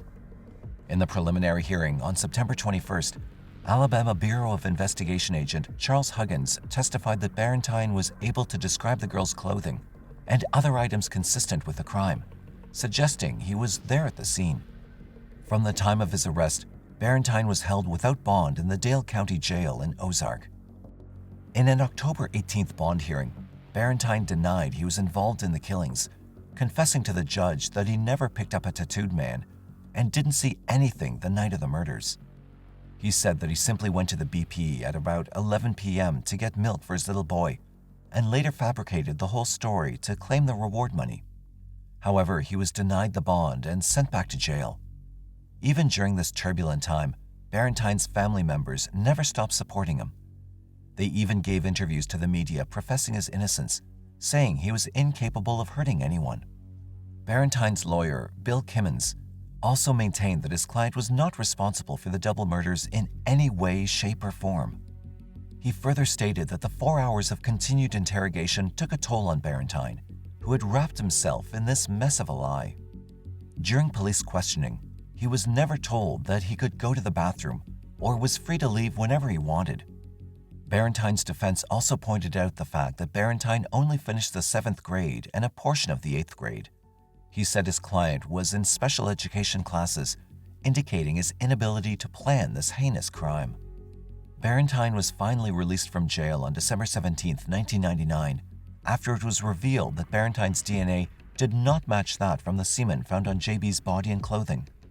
In January 2000, a Dale County grand jury declined to indict Barentine and cleared him as a suspect in this double murder. After Johnny Barentine was cleared of suspicion, the investigation endured a setback. The methods employed by investigators were also criticized. There began to be mutterings that the Ozark police were incapable of handling the case. However, police still had some potential suspects on their radar. One of the most viable suspects was a man from Michigan who was at a party the night of the murders near where JB's car was later found. Investigators discovered that the man, who was not publicly named, left town within days of the murders. Investigators had even traveled to Michigan 3 times to interview him. He could not account for 3 or 4 hours of his time on the night of the murders and later made some suspicious statements to people. However, the police declined to elaborate on these alleged statements. As it turned out, he was also later ruled out by DNA. One other significant lead police were chasing during the initial phase of the investigation was the driver of a small white pickup truck. A video surveillance camera inside the Big Little store caught a grainy, poor-quality image of what appeared to be a small white pickup truck at the gas pumps at the same time JB and Tracie were at the payphone calling Tracie's mother. No digital trail could be traced, though, as there was no record of a gas purchase at the pump at that time. The video neither showed anyone getting out of the truck, nor did it show the driver clearly. After releasing a photo of the truck to the media a month into the investigation, police urged the public to come forward with information. Unfortunately, both the driver and the truck vanished into thin air as the lead faded away. The last lead for the investigators was a man from Mississippi. Police said the man, who was extradited from Jones County, had been arrested there on an outstanding warrant for possession of drug paraphernalia issued in Ozark. The man had been staying with relatives in Ozark but left 2 days after the murders. According to Spivey, investigators wanted to question him in connection with the case. However, no significant information came out in light of this lead. Without any evidence, investigators were forced to let him go. In March of 2000, a woman called police and said she heard screams and 2 gunshots near Highway 123 South, just inside the city limits, on the night of July 31, 1999. When asked why she did not come forward earlier, she claimed she was scared to get involved. Based on her description, police thoroughly searched the area and discovered a 9mm bullet, the same type used to kill the girls, but the brand name of the bullet did not match the brand of bullet shell casing found on Tracie's body. Furthermore, the unspent bullet had no markings that would help with forensic comparison to other evidence in the case. Again, another dead end for investigators. Although several leads over the years proved to lead nowhere, investigators never lost hope in the search for a DNA match. As the heartbroken families of JB and Tracie tried to get on with their lives, the case turned cold.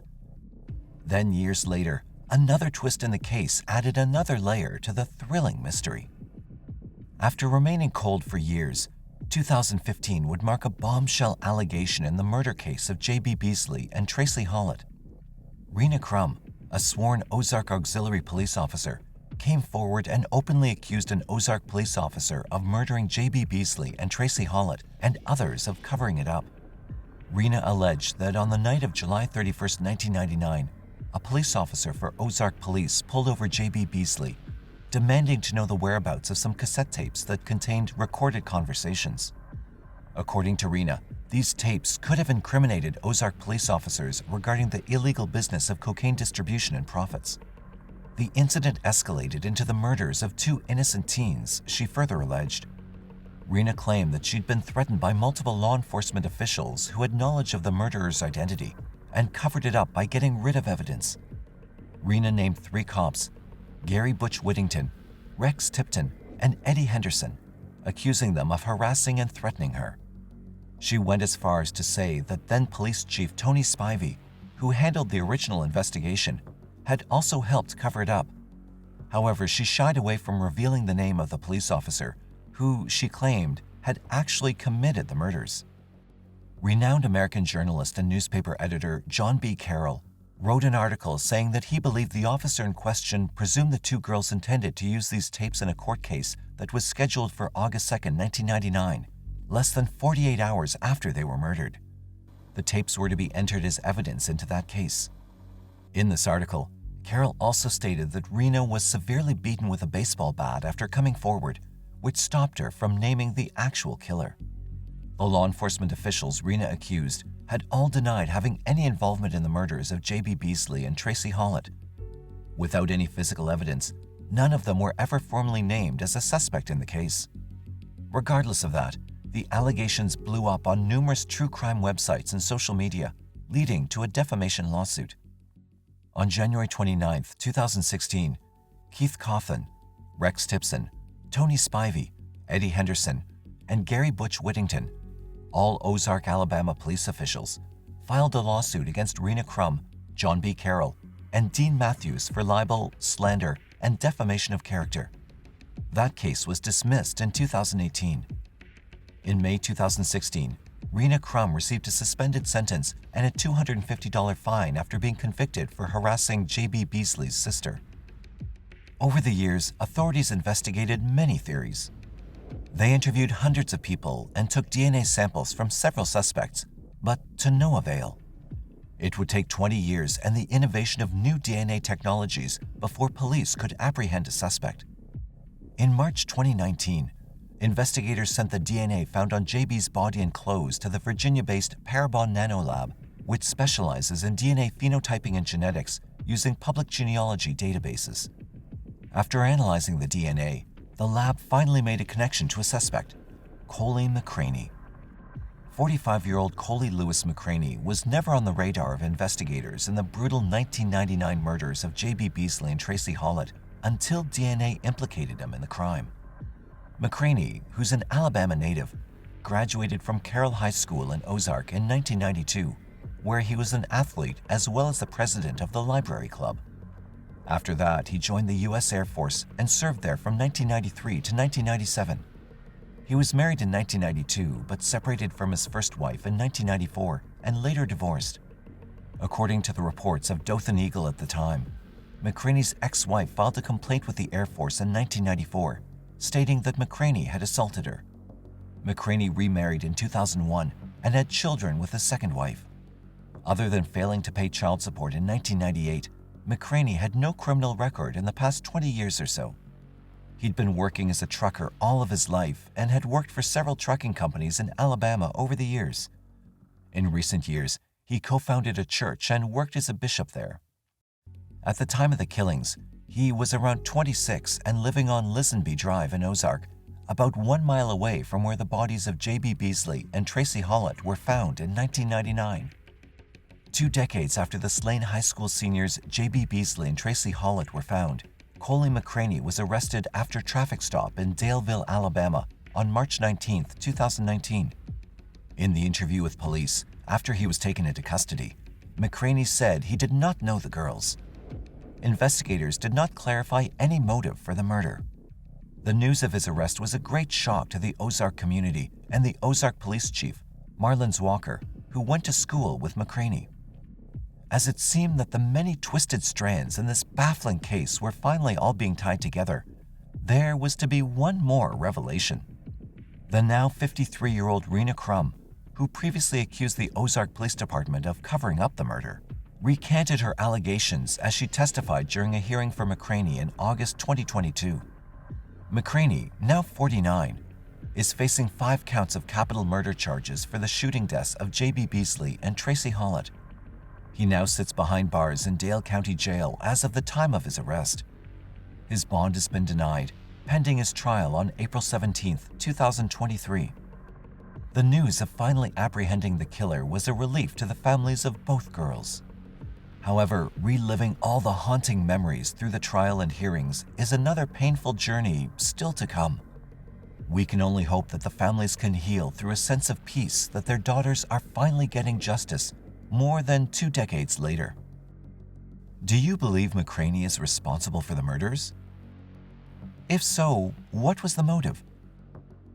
Do you find any validity in the police cover-up claims? Sometimes beauty is a curse on this world. It keeps us from seeing who the real monsters are. The words of a fictional serial killer could not have been more true in what's become known as one of Germany's most twisted and vicious crimes. Behind eyes that seduced and a come-hither smile lay a twisted personality intent on destroying another for selfish gain. It was a homicide like no other, something one would only find between the pages of a good thriller novel or on the silver screen of Hollywood. For one person, it was a crime committed in an act of desperation. For the victim, it was simply trusting and believing in the goodness of others.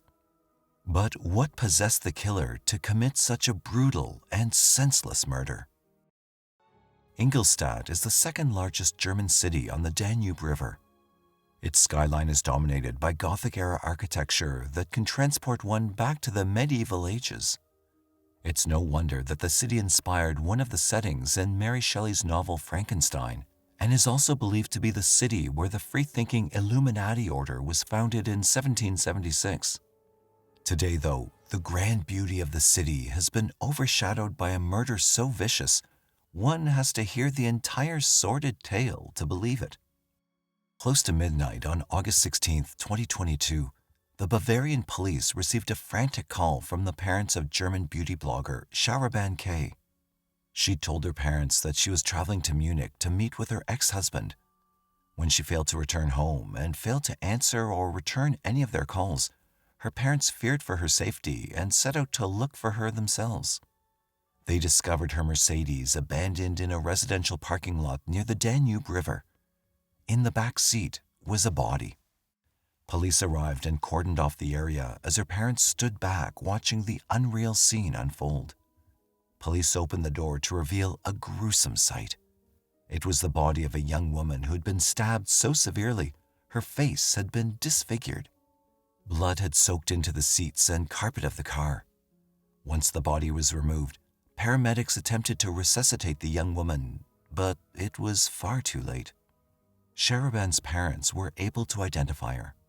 Although they could not make out her features due to the violence of the stabbing, her dark hair and physique were unmistakable.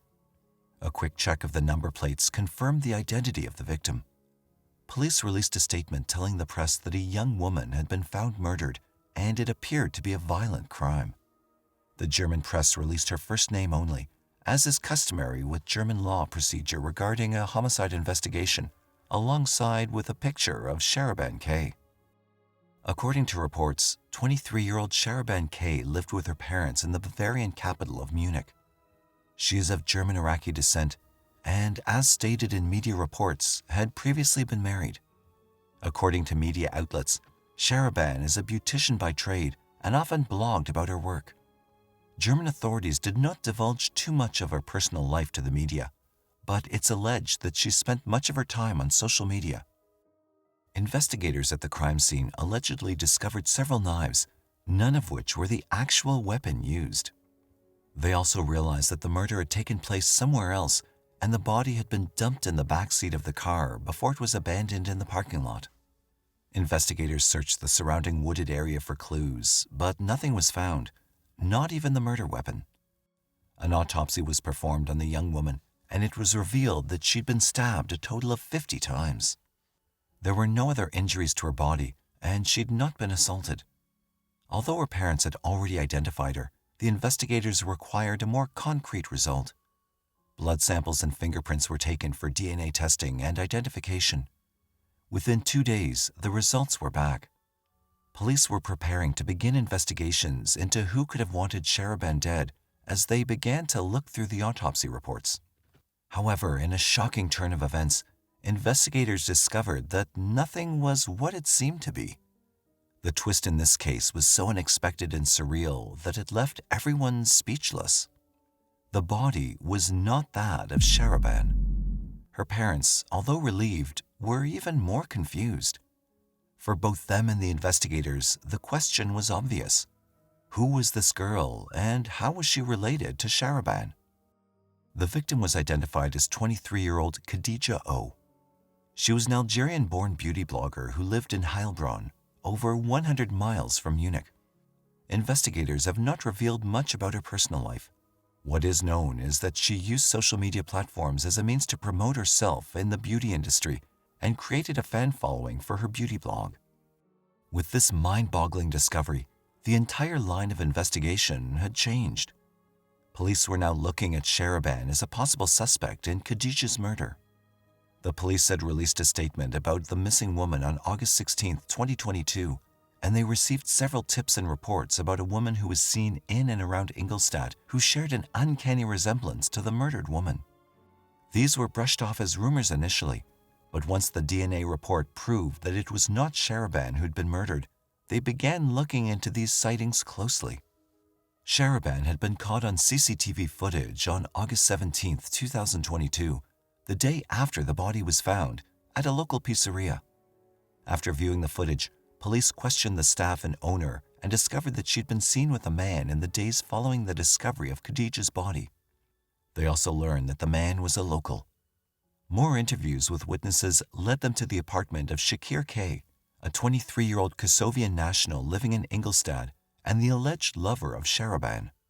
As it happened, the crime scene was not very far from the apartment complex of Shahraban. Investigators tracked Shahraban to his apartment, and there they found both him and Shahraban and arrested them on August 19, 2022. The couple were questioned by investigators regarding their involvement in the murder of Khadija. By then, investigators had already followed up on Khadija's online profile and discovered that she'd befriended Shahraban on Instagram back in the summer of 2022. There had been numerous chats between the two women, but what was of particular interest to the police was Shahraban's constant request to meet in person and the uncanny resemblance between both women. Investigators then began looking into Shahraban's online profile. A team of digital forensic analysts were able to match her picture and several fake accounts on various social media platforms. It became clear that Shahraban and her partner Shahraban had been scouring the internet trying to find lookalikes. They had allegedly made contact with 5 different women, all of whom rejected their requests to meet in person. Investigators questioned the couple over a period of time, and they remained in custody from August 2022. In January 2023, police finally revealed to German newspaper The Bild that Shahraban was looking for a doppelganger to use in a fake murder plot. According to reports, Shahraban had been going through a difficult patch with her family and was desperate to find a way out. She intended to go into hiding and find a lookalike who she could use to fake her own death so her family would not search for her. Investigators described her actions as selfish and morally depraved. Khadija had been the unlucky woman who fell for Shahraban's deception. According to police, Shahraban allegedly posed as the German rapper Lune and invited Khadija to star in an upcoming music video. Uncertain about the invitation, Khadija was able to make contact with the rapper and left a voice message that said, "I hope you can see it and answer me because I'm very, very unsure. It would be really cool if you could tell me if it's real or fake." The rapper responded telling Khadija, "It's fake, sister. Don't answer." When this failed, Shahraban made Khadija an offer she couldn't refuse, a set of beauty products she was known for using often. Investigators then put together all the puzzle pieces and developed a theory of how the couple lured Khadija to her death. Shahraban lied to her parents about having to meet with her ex-husband. Then she left home on the morning of August 16, 2022, and met with Shahraban in Ingolstadt. From there, the two drove to Khadija's home in Heilbronn. Afterwards, they all drove back to Ingolstadt, but stopped a few miles away in a forested area where they lured Khadija out of the car before stabbing her over 50 times. They paid particular attention to her face in order to disfigure Khadija, hoping she wouldn't be so easily recognized. After stabbing her to death, they pushed her body into the back seat of the car and drove back to Ingolstadt. They abandoned the vehicle in a parking lot near the residential area, hoping it would be found and that their plan could finally go ahead. Unbeknownst to them, investigators looked for more than just facial features to identify a victim of homicide.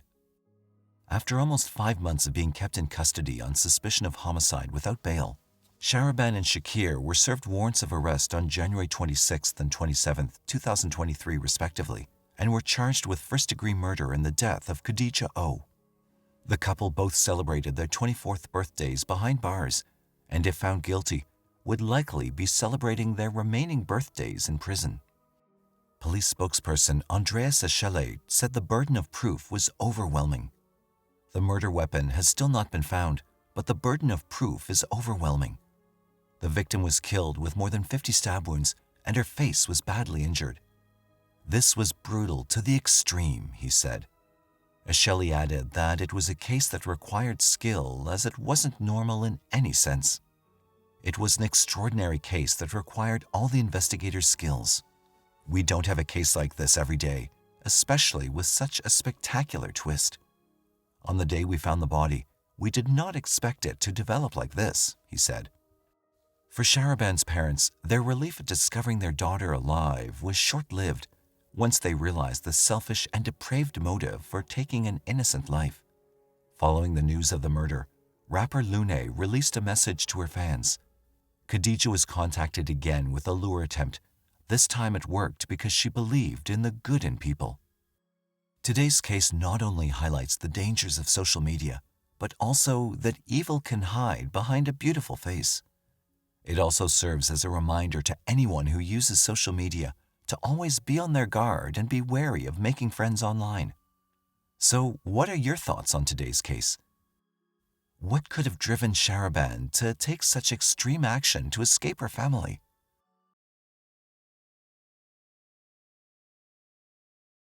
On September 4th, 1981, 12-year-old Tim Slaten and 15-year-old Jeff Slaten had their childhood abruptly ended when they found their mother, Linda Slaten, dead in her bedroom at their apartment in Lakeland, Florida. She was found lying partially naked, beaten, and with a metal hanger around her neck. Who could have committed such a heinous crime? Could it have been someone close to the family? Or was this a random attack? This is Lakeland, Florida, one of the most populous cities in Polk County. Back in 1981, Lakeland was a place with many thriving businesses and residential areas. These residential areas were filled with duplexes, and most belonged to close-knit families that had a lot of young children and toddlers. The area was also filled with lush green grass at every turn, which made the place seem homely. At 303 North Brunel Parkway, the place where Linda and her 2 boys lived, there were many duplexes. The family even owned one. However, they hadn't stayed there for very long. Sources said that Linda and her 2 sons moved from Hartselle, Alabama to Lakeland, Florida 2 weeks before the incident took place. What could have led to her death? Could it be that she brought an old vengeance to a new place? Linda Patterson Slaten was born on March 8, 1950. By the time she was 16, she was pregnant with her first son, Jeffrey Slaten. 3 years later, she gave birth to a second son, Timothy Slaten. Soon after, she managed to convince the father of her 2 sons, Frank Slaten, to get married so that they could start a proper family. However, a happy family was far from what she got. Frank turned out to be an abusive husband who would routinely abuse her and the 2 kids. Plagued by his alcoholism and addiction, he would turn violent whenever he got drunk. Jeff and Tim recall that their father would often turn into the monster. He was a violent alcoholic and would beat the 3 of them without any conscience. The thought of filing for divorce soon ran through Linda's mind, and in 1974, Linda Slaten finally became free. She divorced Jeff and Tim's abusive father, Frank Slaten, after 9 volatile years of their marriage. Linda started her new life as a single mom with 2 teenage sons. She tried her best to provide for her family and be there for her sons as a caring mother. Juggling work and chores, it was obvious that she had limited financial capabilities. They didn't have a car, so her sons, Jeff and Tim, would often go to school either by walking or by sharing rides if they were offered one. Apart from school, Jeff and Tim loved playing football, but since they didn't have a ride to football practice, their coach, Coach Joe, would often pick them up and drop them off at or nearby their home. A week before the 4th of September, Linda was preparing her home to welcome her mother. She wanted her mother to move in since she thought her presence in the house would help get it in order and make it more homely. Her sister, Judy, would also often come by to visit her. During her visits, the sisters would spend their time together over a hot cup of coffee. However, on the 4th of September 1981, around 8:30 a.m., Judy arrived at Linda's apartment to find something she never expected to see. On the 3rd of September 1981, the night before the murder, Jeff Slaten came home from football practice, but when he found nothing to eat at home, he headed over to his grandparents' place. Later, at about 9:30 p.m., Jeff reached back home only to find the house empty. Around 11:30 p.m., Linda and Tim, her younger son, came home. She mentioned going to a neighbor's place to play a game of cards. But before that, she settled in to complete her chores, and Jeff saw his mom doing the dishes. Tim, on the other hand, went to sleep. Around this time, her son, Jeff, came up to her and apologized, since the two had fought earlier that day. As they made up, Linda said goodnight to her boys. Jeff remembers saying these words, "I love you, Mom. I'll see you tomorrow." Little did he know, those would be the last words he would say to her. September 4th, 1981. Around 8:30 a.m., Judy arrived at Linda's apartment. She went up to Linda's room and knocked on the door twice. There was no answer. She thought Linda might still be in bed, but it was unusual as Linda usually woke up before the boys left for school. As she made her way out of the house, she noticed something strange. The window in Linda's room had a missing sheet, and on top of that, the window was wide open. Judy returned to Linda's room, knocked again, and this time opened the door to find Linda Slaten's lifeless body. She screamed. This caught the attention of a caretaker near the house, and he immediately called 911. Linda was found dead with a wire clothes hanger around her neck. Her body was partially naked, and she lay right across the bed with her head down on the floor. There were no signs of struggle. Her cupboard was wide open. Apart from that, all the other things in her room were in their usual places.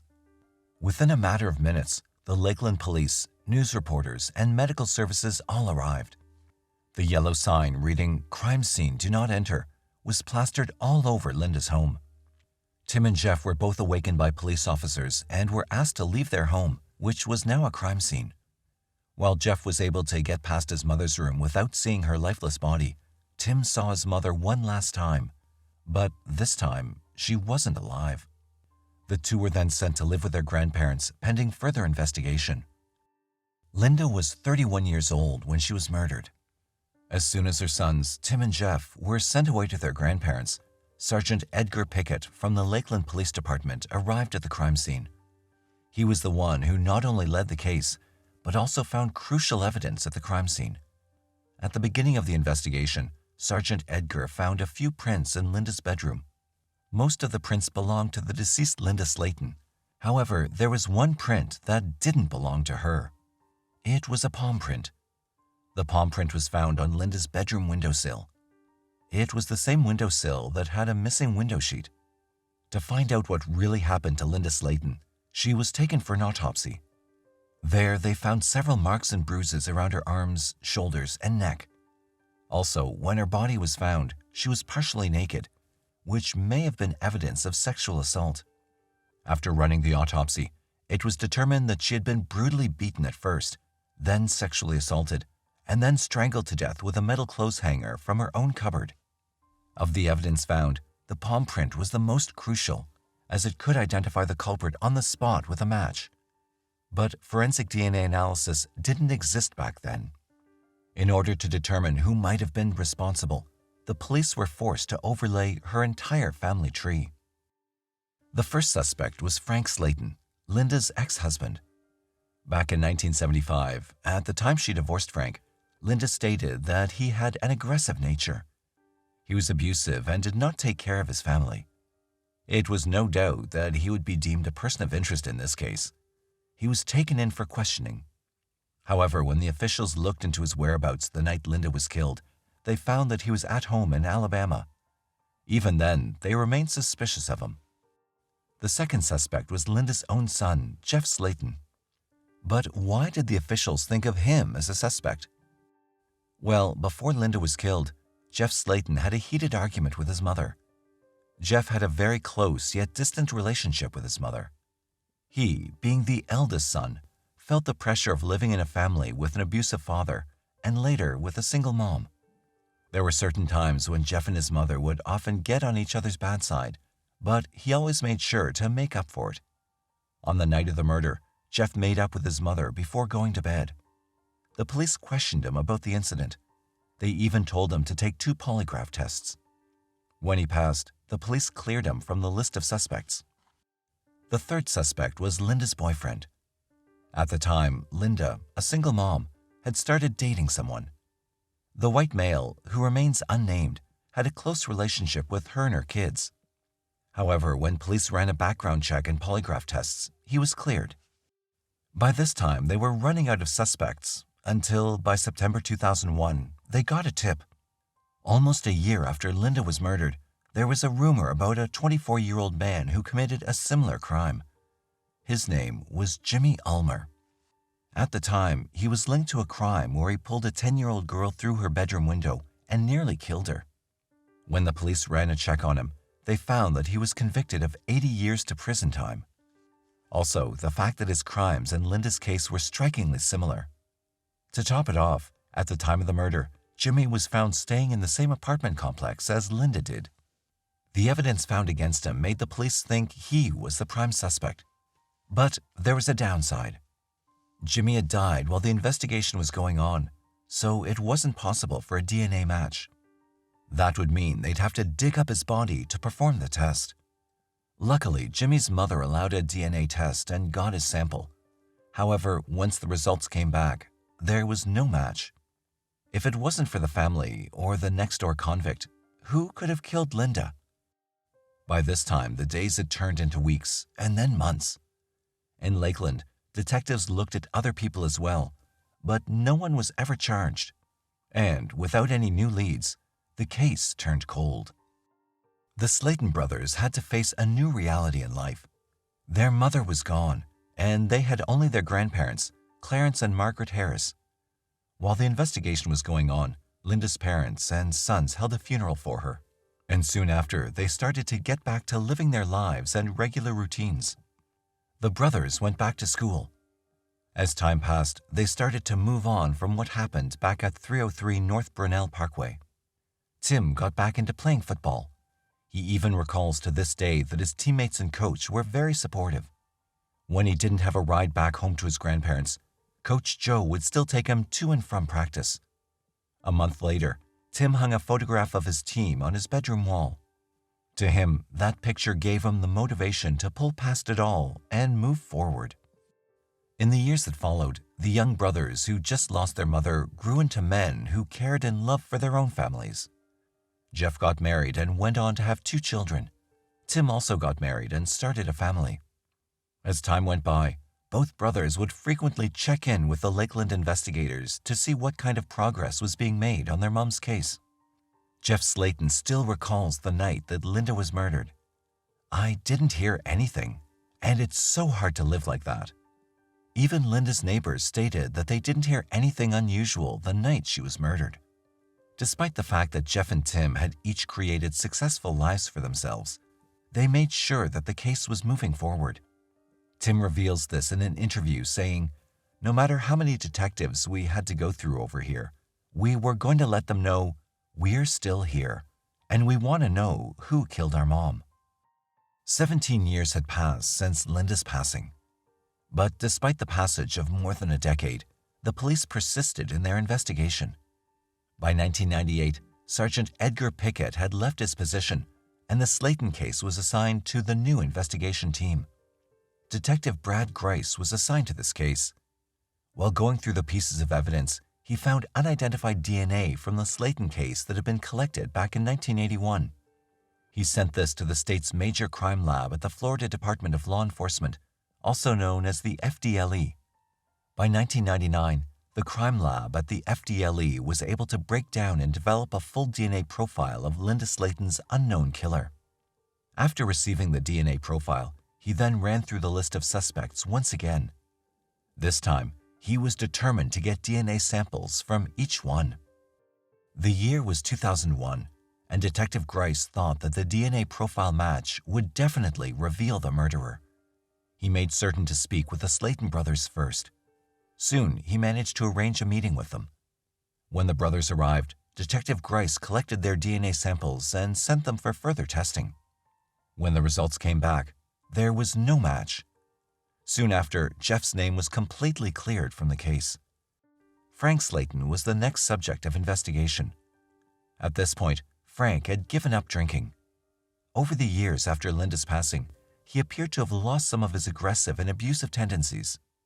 Tim and Jeff were also able to meet their father during this time and mend some of the wounds from the past. Frank agreed to send his DNA for testing. The DNA, however, did not match the hypothetical unidentified DNA profile that the detective believed would point to the murderer. Detective Grice submitted the unidentified DNA profile from the Slaten case to the FBI's National DNA Database in 2005, where it was continually cross-referenced with newly submitted DNA samples.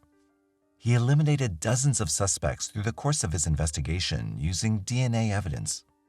However, he retired in 2015 after spending 17 years on the Slaten case.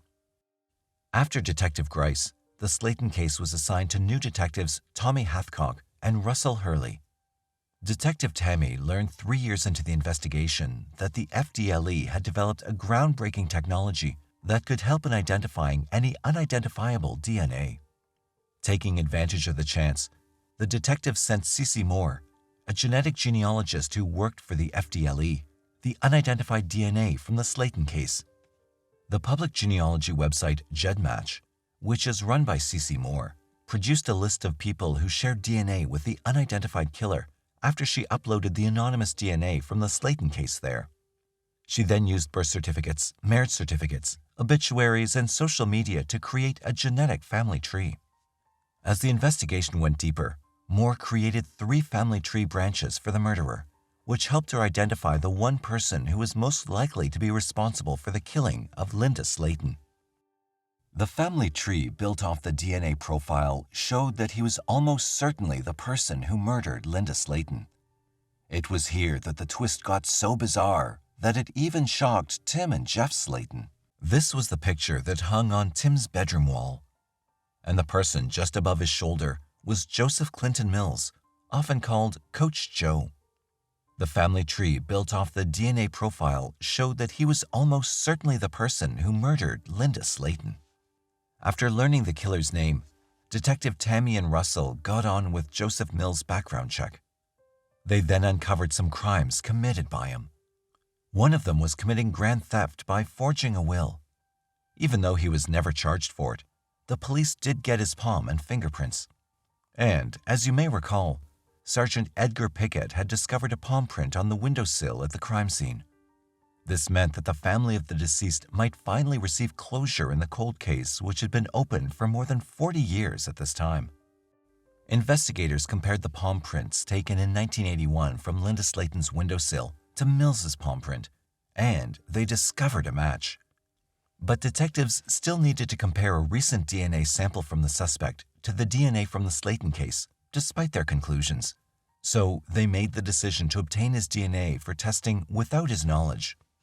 They did this by taking garbage bags from Joseph Mills's house and searching them at the police station for items that could have his DNA. While sorting out the trash, they found a piece of medical adhesive tape in one of the bags that they sent to the crime lab for testing. The detectives looked into Mills's private life in more detail while they awaited the DNA results. He'd spent the majority of his 58 years in Kathleen, Florida, which was only 30 minutes from the crime scene. He had children and grandchildren and was married as well. The results from the crime lab, which were obtained almost 2 weeks later, showed that the unknown DNA that was found and Mills's DNA on the medical adhesive tape were an exact match. In December 2019, detectives arrested Mills and brought him in for questioning. Back in 1981, Joseph Mills was just around 20 years old when he committed the crime. Just one day after the murder, police also spoke to him, but it was over the phone.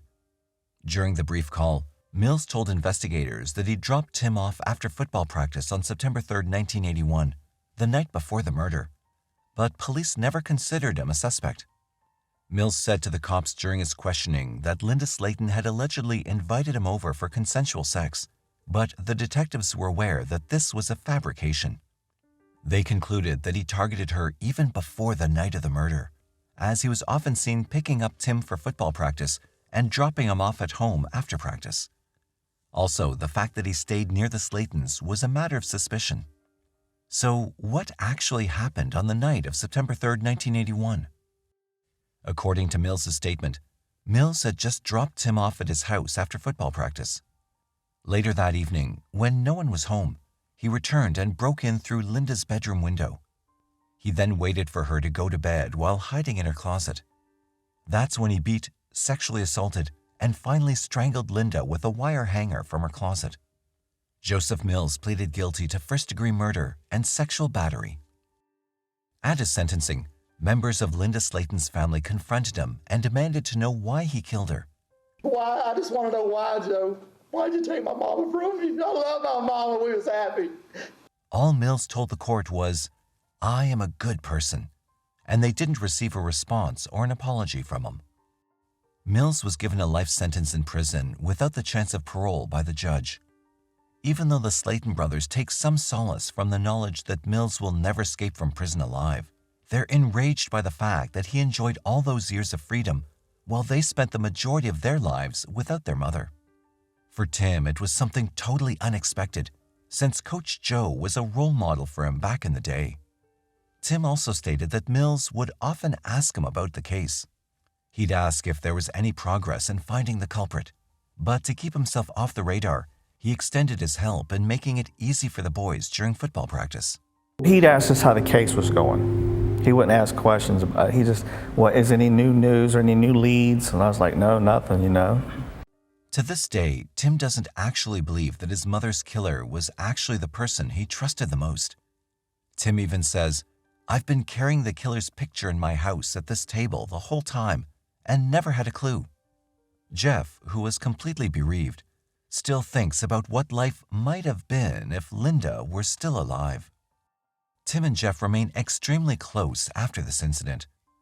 They frequently visit their mother's grave, and Jeff always lights a candle on the anniversary of her passing. Despite all that's happened to them, they've never stopped trying to live life to the fullest for their mother. On December 15, 1997, Luzeda Cuevas and Pedro Vera's Philadelphia home caught fire. Although the couple's two older children were rescued that day, their 10-day-old baby girl, Delimar Cuevas Vera, wasn't so lucky. Could the fire that engulfed their home be part of a sinister plot, or was it an accident? Luzeda Cuevas, who went by Luz, was born in 1971. She is of Hispanic descent and moved to the USA when she was young. Though we don't know the actual year she arrived, we do know that she struggled to adjust and learn the language. Luz started working at a young age.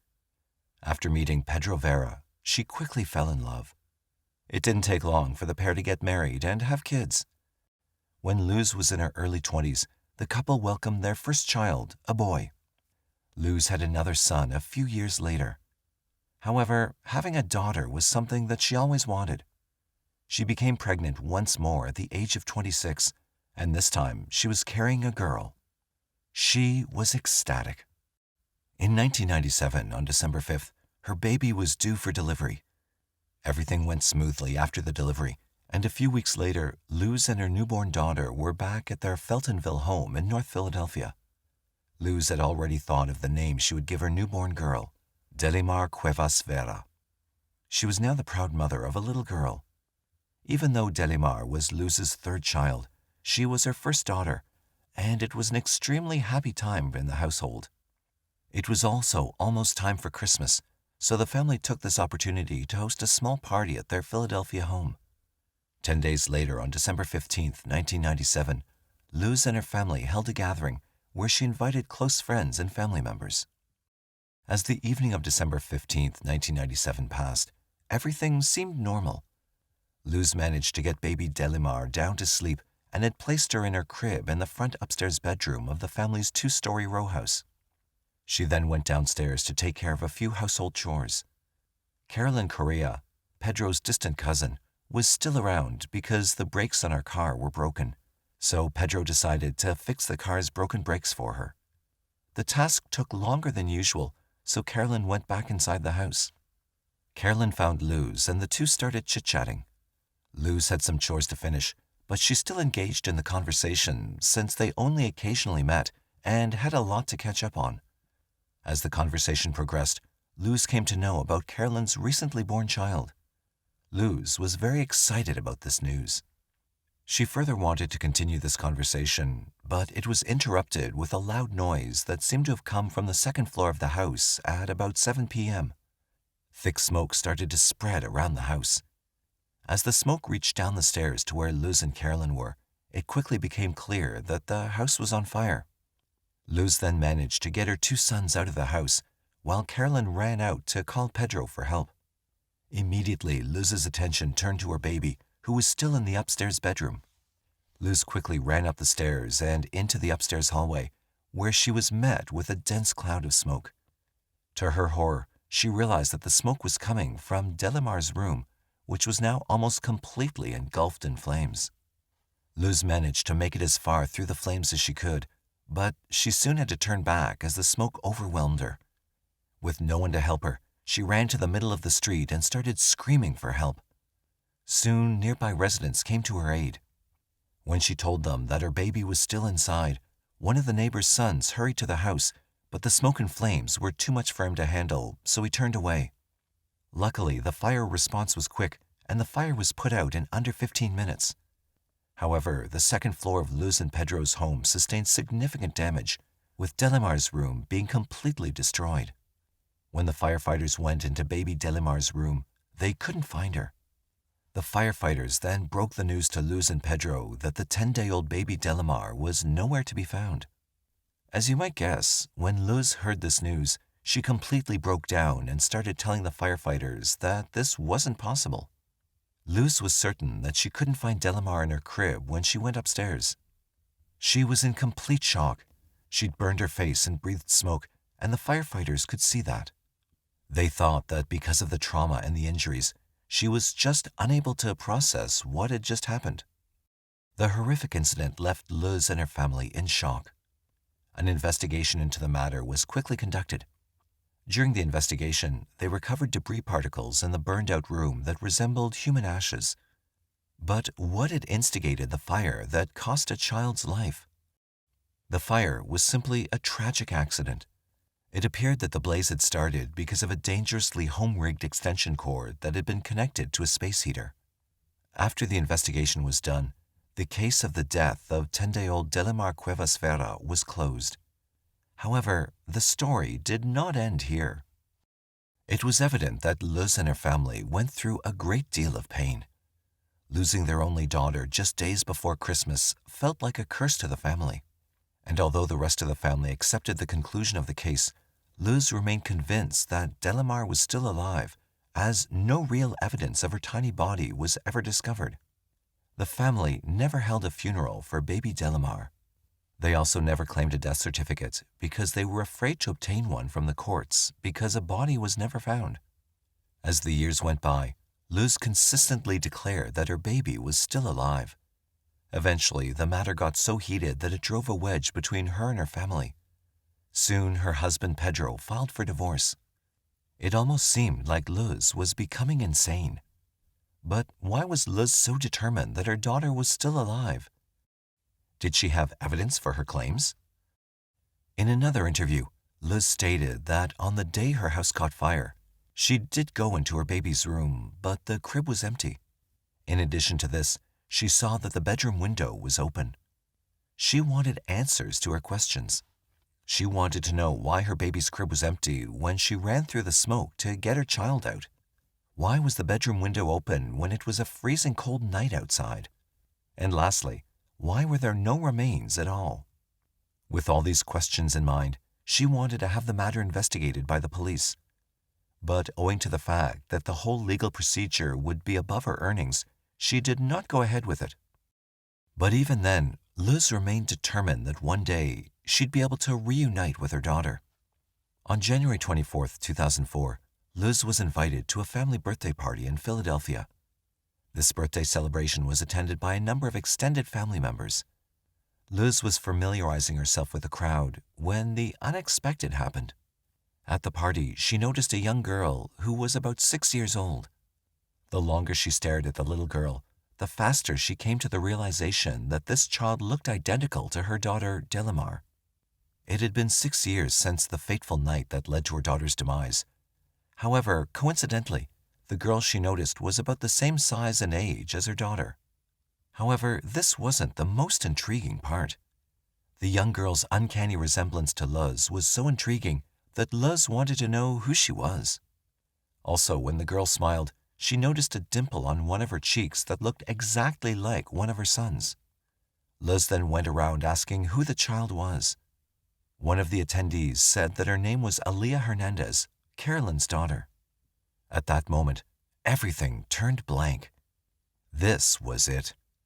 Could it be that the daughter, whom everyone thought died in the fire on December 15, 1997, was alive this whole time? It couldn't be. She was certain that Aaliyah was her daughter Delimar after recalling the events of that fateful night. Additionally, to seal the proof, Carolyn was in fact there the night her house burned down. Despite being convinced that the girl at the party was Delimar, Liz knew that she had to get evidence, or no one would believe her. According to media reports at the time, she picked up the trick from cop shows, knowing that to prove this feeling in her gut, she would have to get a DNA sample. This was when she decided to take a big risk. Liz called the girl over to her and told her that she had gum stuck in her hair. Under the guise of removing the gum, Liz managed to yank a few of Aaliyah's hairs before stuffing them into a napkin. She then tucked the napkin into a Ziploc bag and soon after left the party. Although Liz now had what she believed was conclusive evidence that she'd been right about her daughter all along, she knew that the hairs were useless unless she could convince someone to test them. Liz then showed up at the police station with this bag of hair, but the police didn't really take what she was saying seriously. And since they didn't really believe her, they certainly didn't run any DNA tests. The case of their house fire was long since closed, and it was assumed that Delimar was deceased. There was no reason to run a DNA test against this girl's hair. But why? They could have just run a test to be sure, right? Well, when the police asked Carolyn to produce a birth certificate for her daughter Aaliyah, she did. It even had a birth date, which stated that the girl was born on January 6, 1998, in a home birth. So, despite Liz's claims that the girl was hers, the police didn't want to take the investigation further. No matter how hard Liz pushed the police to do the testing because she knew that it was her baby, they wouldn't pursue it any further.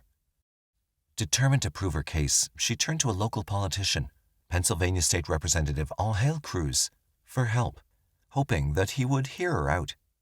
During an hour-and-a-half-long appointment at Cruz's office, Liz pleaded her case, telling him about her 6-year-long journey to find her daughter and her theory that Delimar had been kidnapped. Unheard Cruz found it hard to take the information in. He was skeptical, but something inside made him think that this bizarre tale could have some foundation in truth. He found Liz credible and believed her. He passed the information he'd been given along with the hair evidence to the district attorney's office, which opened an investigation. 2 weeks into the investigation, the DNA test results arrived, and it turned out that Liz was right the whole time.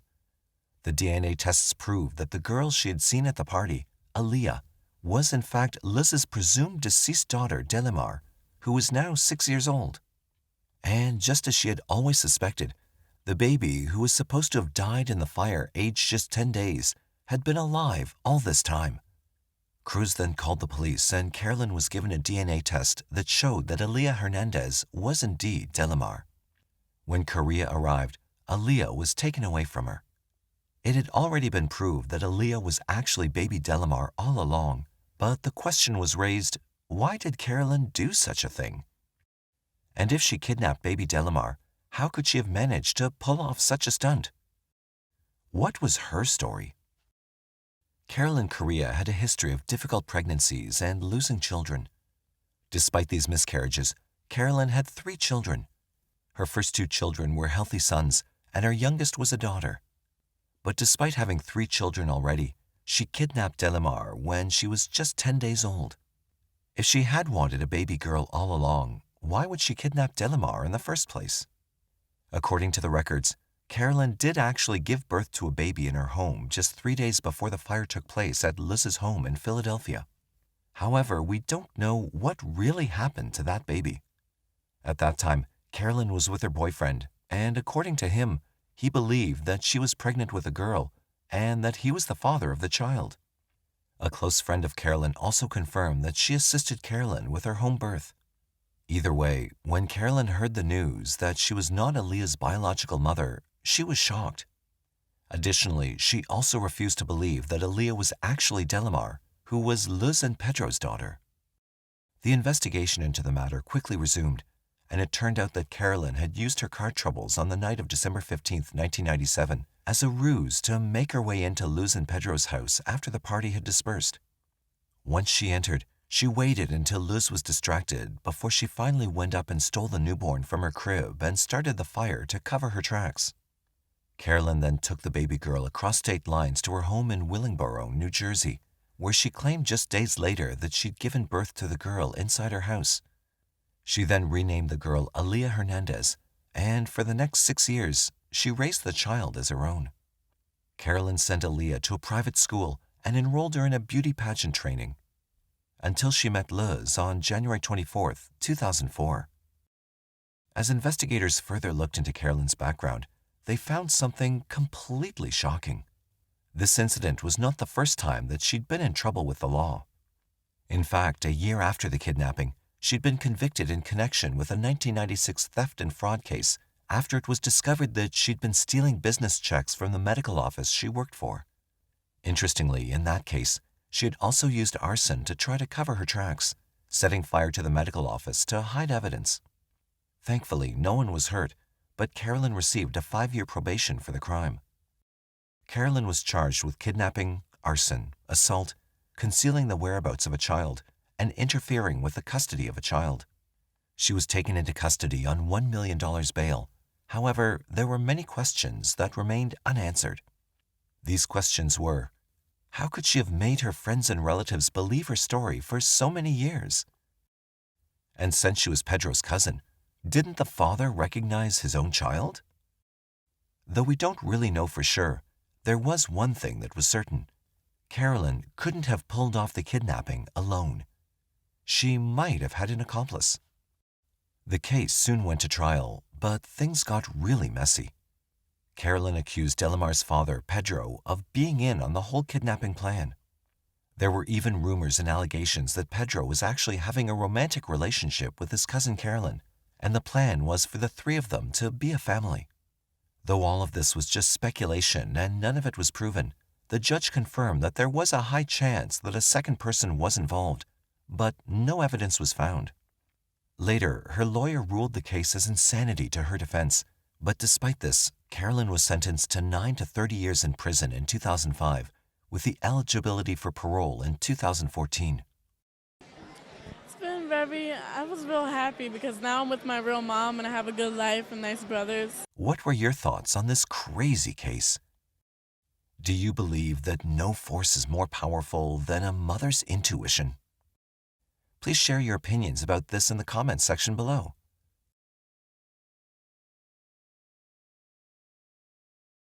Listen, this is the police department. Talk to me, okay? Were you in the house or did you walk in the house? Okay, you come home and you walk in the house and you saw this person laying on the floor. Who is the person to you?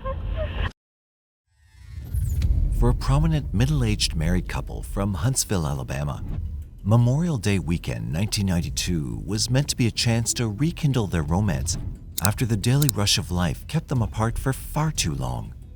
Little did either of them know that tragedy would soon strike. Initially, the case seemed open and shut, a burglary gone horribly wrong. That is, until an unlikely tip led investigators to a pair of double-edged suspects. But was the final verdict as straightforward as it seemed, or a miscarriage of justice? It didn't make a damn how Dr. Wilson got killed. The question was, who did it? Jack Ray Wilson was born on May 5, 1937 in Chicago, Illinois.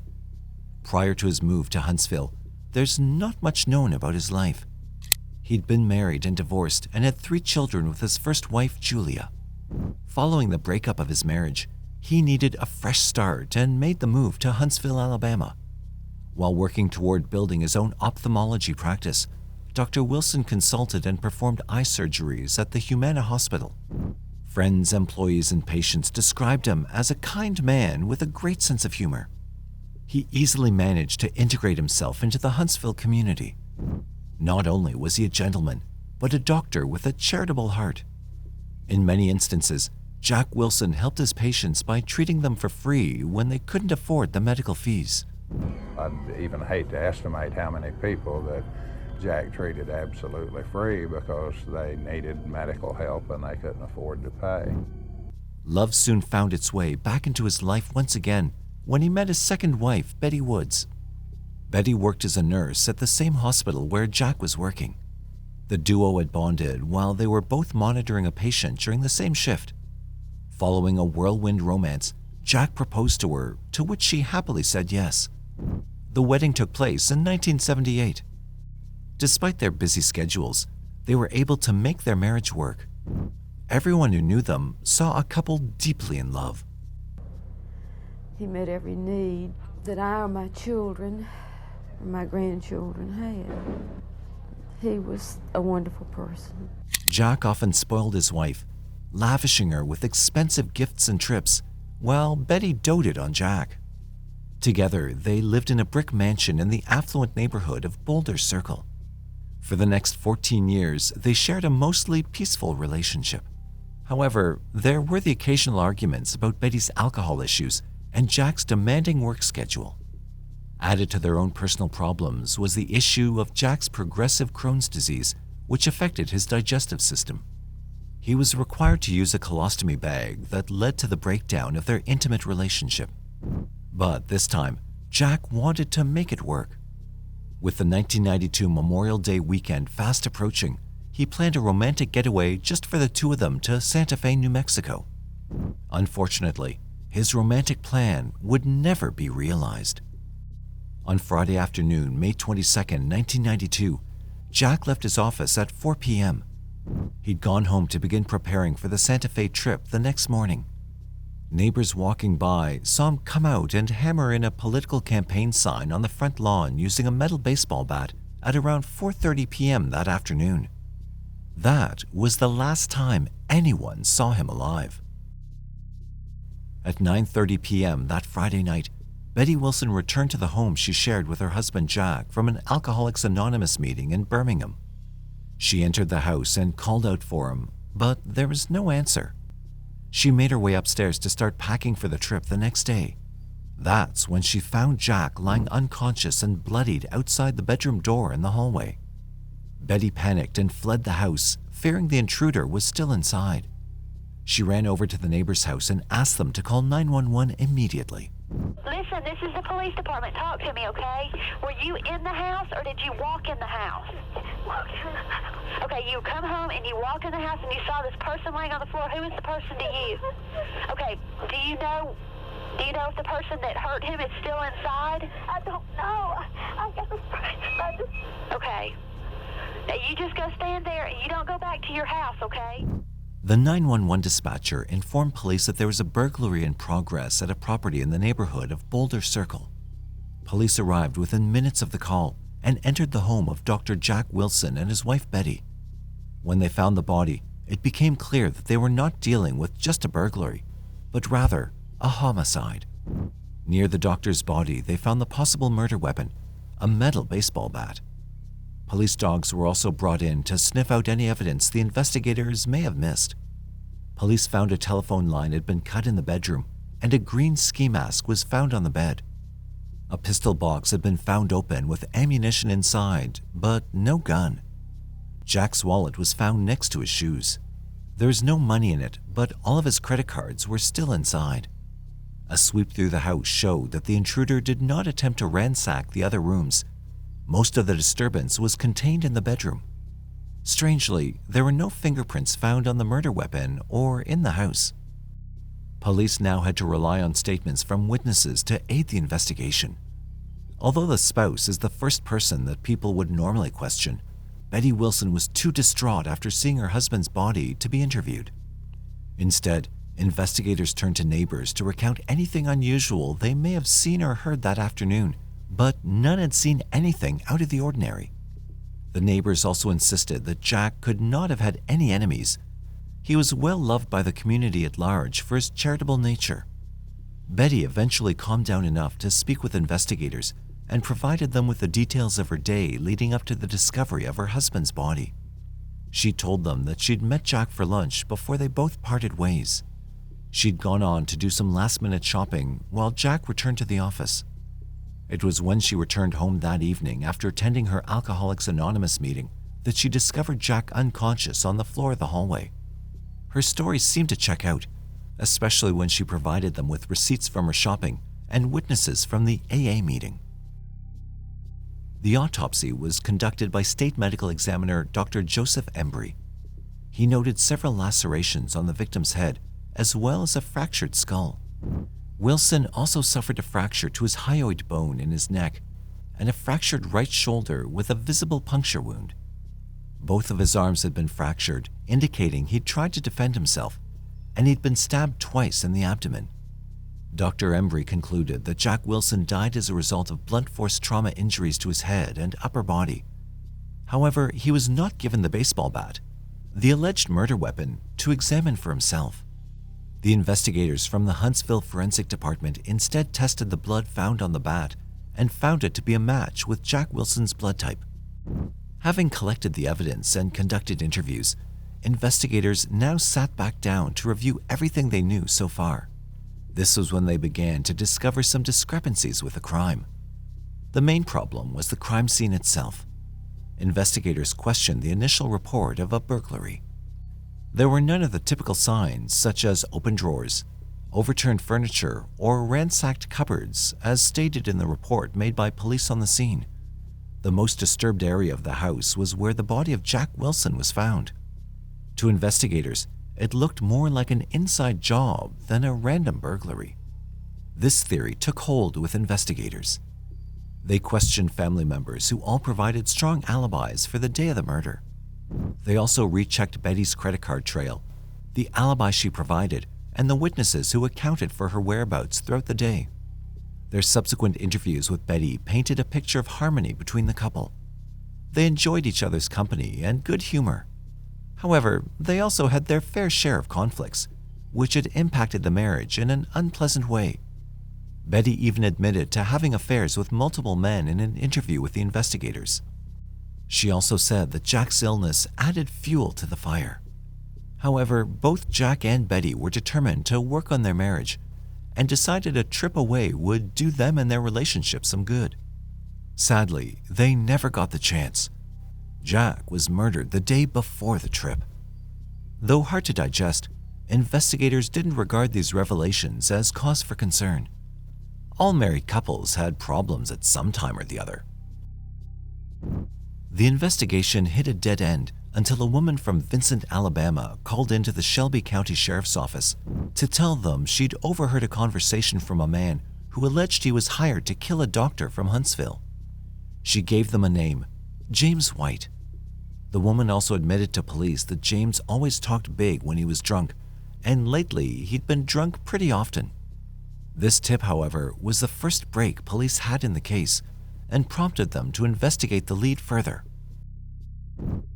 Investigators made the trip to Vincent, Alabama, where 42-year-old James Dennison White lived in a trailer on the outskirts of the town since his divorce. He was working part-time as a handyman at Vincent Elementary School. A background check on White revealed a checkered past. White had received a dishonorable discharge while serving in Vietnam. He turned to alcohol and drugs to cope with the stress. He'd been in and out of prison and mental institutions and had been diagnosed as being delusional. White was involved in a prison escape and alleged kidnapping. Police questioned White regarding his involvement with the case, but as is the pattern with most criminals, White gave them the runaround.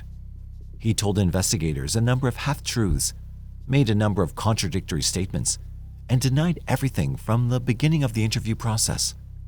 But after 10 hours of questioning, with the sun rising on a new day, White finally broke and admitted to being in the Wilson home the night of the murder. He was arrested and charged with the murder of Jack Wilson. Investigators were issued a search warrant for White's property, and in his trailer they found a pair of shoes with bloodstains. In the abandoned house next to his trailer, they found a gun, and in his truck they found a book of poetry.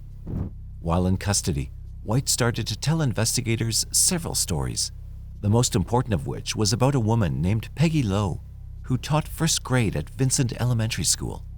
He'd done some carpentry work for Peggy, whom he claimed became infatuated with him and began to tell him how unhappy she was in their marriage. He alleged that Peggy hinted at killing her husband, but ultimately decided against it. However, Peggy then allegedly asked White if it was possible he could help her sister with hiring a hitman to kill her husband instead. White said he told Peggy that he knew someone who could do the job for $20,000.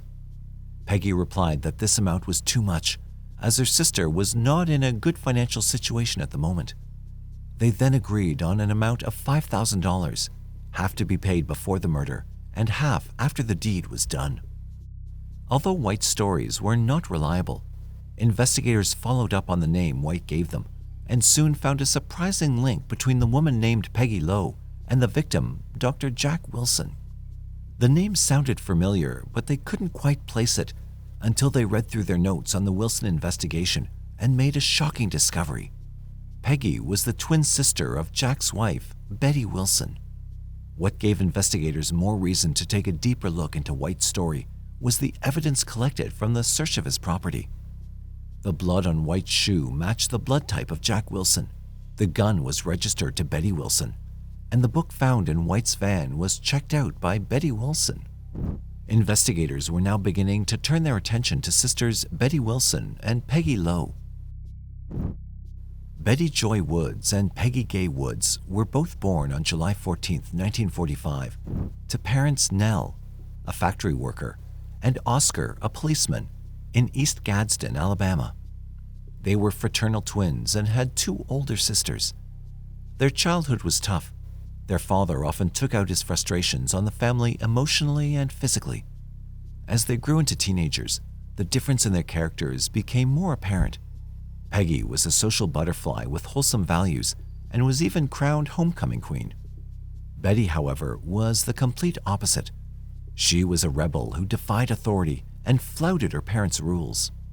She preferred the company of boys and liked wild parties. They both married straight out of high school, had children, and got divorced. Peggy eventually moved to Vincent, where she met and married church deacon Wayne Lowe and dedicated herself to church and family. Betty, on the other hand, moved to Huntsville, where she continued to enjoy her hard partying lifestyle. She enrolled herself in the nurses program at the University of Alabama with a specialization in kidney dialysis. In 1976, she met Dr. Jack Wilson while working as a nurse at Humana Hospital, and they eventually got married. According to a close few who knew the couple personally, Betty thrived in the lifestyle Jack's wealth provided her. The money she enjoyed. Her husband, though, was another issue. Initially, cracks started to appear when Jack became overwhelmed with work and had spent too many hours at the office away from his new wife. Betty started getting bored with the long absences and turned to alcohol as a coping mechanism for the loneliness. She often partied late into the night and returned intoxicated and ready to argue with Jack. Jack's disease had also become a burden on their relationship. With a colostomy bag attached to his body, Jack was unable to be freely intimate with Betty, and that had led to a breakdown in their physical relationship. According to a former housemaid, Shirley Green, there was an incident in which the bag loosened during intercourse between the couple, and fecal matter had sprayed across the room walls. This caused Betty to lose her cool with Jack. After the incident, Betty insisted that she and Jack keep separate bedrooms and separate lives. Green further attested to the fact that Betty began conducting affairs flagrantly in the marital house. Reports suggest that Betty eventually suffered a pancreatic-related illness and sought to clean up her act by joining AA.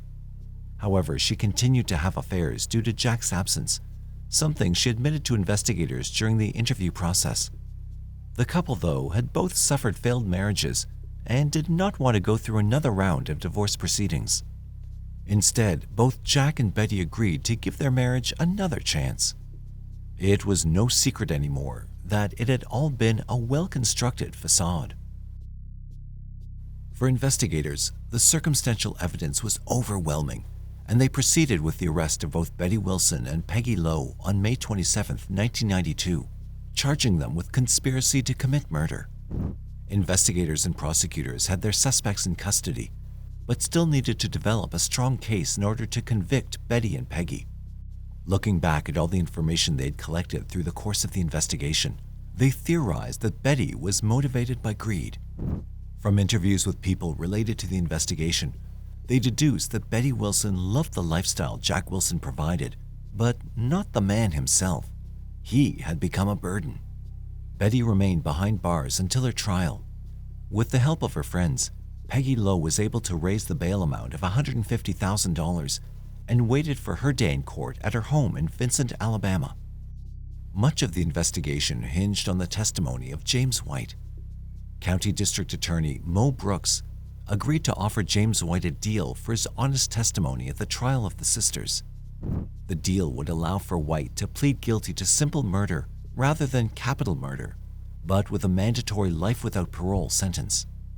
White's court-appointed defense attorney, Roy Miller, negotiated for a charge of murder with the possibility of parole after 7 years or less.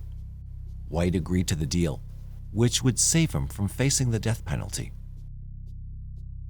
After months of questioning, White finally agreed to turn state's witness during the trials of both Peggy and Betty.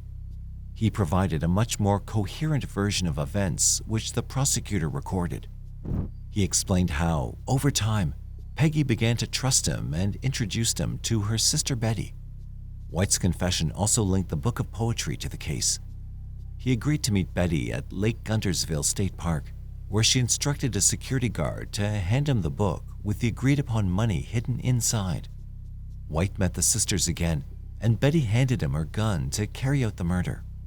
On May 22, 1992, Betty arranged to pick up White from the Parkway City Mall and drop him off at the house she shared with her husband. White waited for Jack inside the house and confronted him as he made his way upstairs. He then beat Jack with an unknown object before stabbing him and fleeing the residence. Betty then returned, paid him the outstanding money, and dropped him off back at his truck. On March 2, 1993, Betty Wilson's trial began in Tuscaloosa, Alabama. This was due to the immense publicity caused by the sensational crime and to avoid prejudice by the selected jury. White's repeated confession and the items recovered from a search of his property were brought in as evidence to the trial. Although there was no forensic evidence found in Betty's car to support White's claims, the case was still allowed to go ahead based on findings from the investigation. However, it was Betty's character that played a major role in the trial. Shirley Green, the former housekeeper, testified that Betty often ridiculed Jack and frequently carried out her affairs in the house. A close friend, Brenda Serha, said that Betty once remarked that she was fortunate her husband died. Brenda further stated that Betty had inquired about hiring a hitman to kill Jack. Marianne Lowe, who attended AA meetings with Betty, testified that she'd ended their friendship after discovering Betty used her as an alibi to carry out affairs. Errol Fitzpatrick testified to becoming Betty's lover after meeting at an AA meeting and carrying out affairs openly in her home until May 1992. Betty's defense argued that calling Fitzpatrick to the stand was an attempt to sully her reputation in the eyes of the jury by insinuating that she had an affair with an African-American man, thus using the race card to make her actions seem more immoral. An objection was made by prosecutors, and Fitzpatrick was excused after giving testimony. The next to testify were the security guards from Lake Guntersville State Park. The first, Keith Tucker, confirmed that James White had come to the gate and requested entry to pick up a book from Betty Wilson. He told White that he needed to call the front desk at the lodge in order to contact Betty Wilson. A second guard, Robert Hawkins, testified that he accompanied Betty Wilson to her car where she retrieved the book and asked him to give it to White at the entrance gate. Numerous witnesses came forward with claims of seeing White in the days prior to the murder around the neighborhood. It was also noted that he booked into the Ramada Inn on May 21, 1992, the day before the murder. Call records were also used to prove that White did, in fact, keep constant contact with Peggy Lowe in the build-up to the murder. Betty's defense argued that her interaction with White was based on trying to offer him help with regard to alcohol and drug addiction. The money was given to him to use to come to the AA meeting being held at Lake Guntersville State Park and book himself into one of the rooms. The calls between Peggy Lowe and James White were nothing more than a friend offering support in a time of need. The jury was presented with all the evidence and testimonies from both the defense and prosecution. For 2 days they deliberated before returning a guilty verdict in the case of Betty Wilson. The jury found that Betty Wilson had hired James White to murder her husband Jack Wilson in order to receive a financial payout from his estate. She was charged with capital murder and sentenced to life in prison without the possibility of parole. 6 months after Betty Wilson was convicted of conspiracy to murder and sentenced to life in prison, Peggy Lowe's trial began. A new judge and a different jury were appointed. She also had to her advantage a new forensic analyst, Dr. Chris Sperry, testifying at her trial. White once again took the stand at Peggy's trial. His confession this time seemed rather vague. He changed details, such as the time Betty Wilson had picked him up from the house after the murder. The prosecution presented the same evidence with the same witnesses at the trial of Peggy Lowe, but the major difference was that Peggy was nothing like her sister. No one had anything bad to say about the beloved first-grade teacher.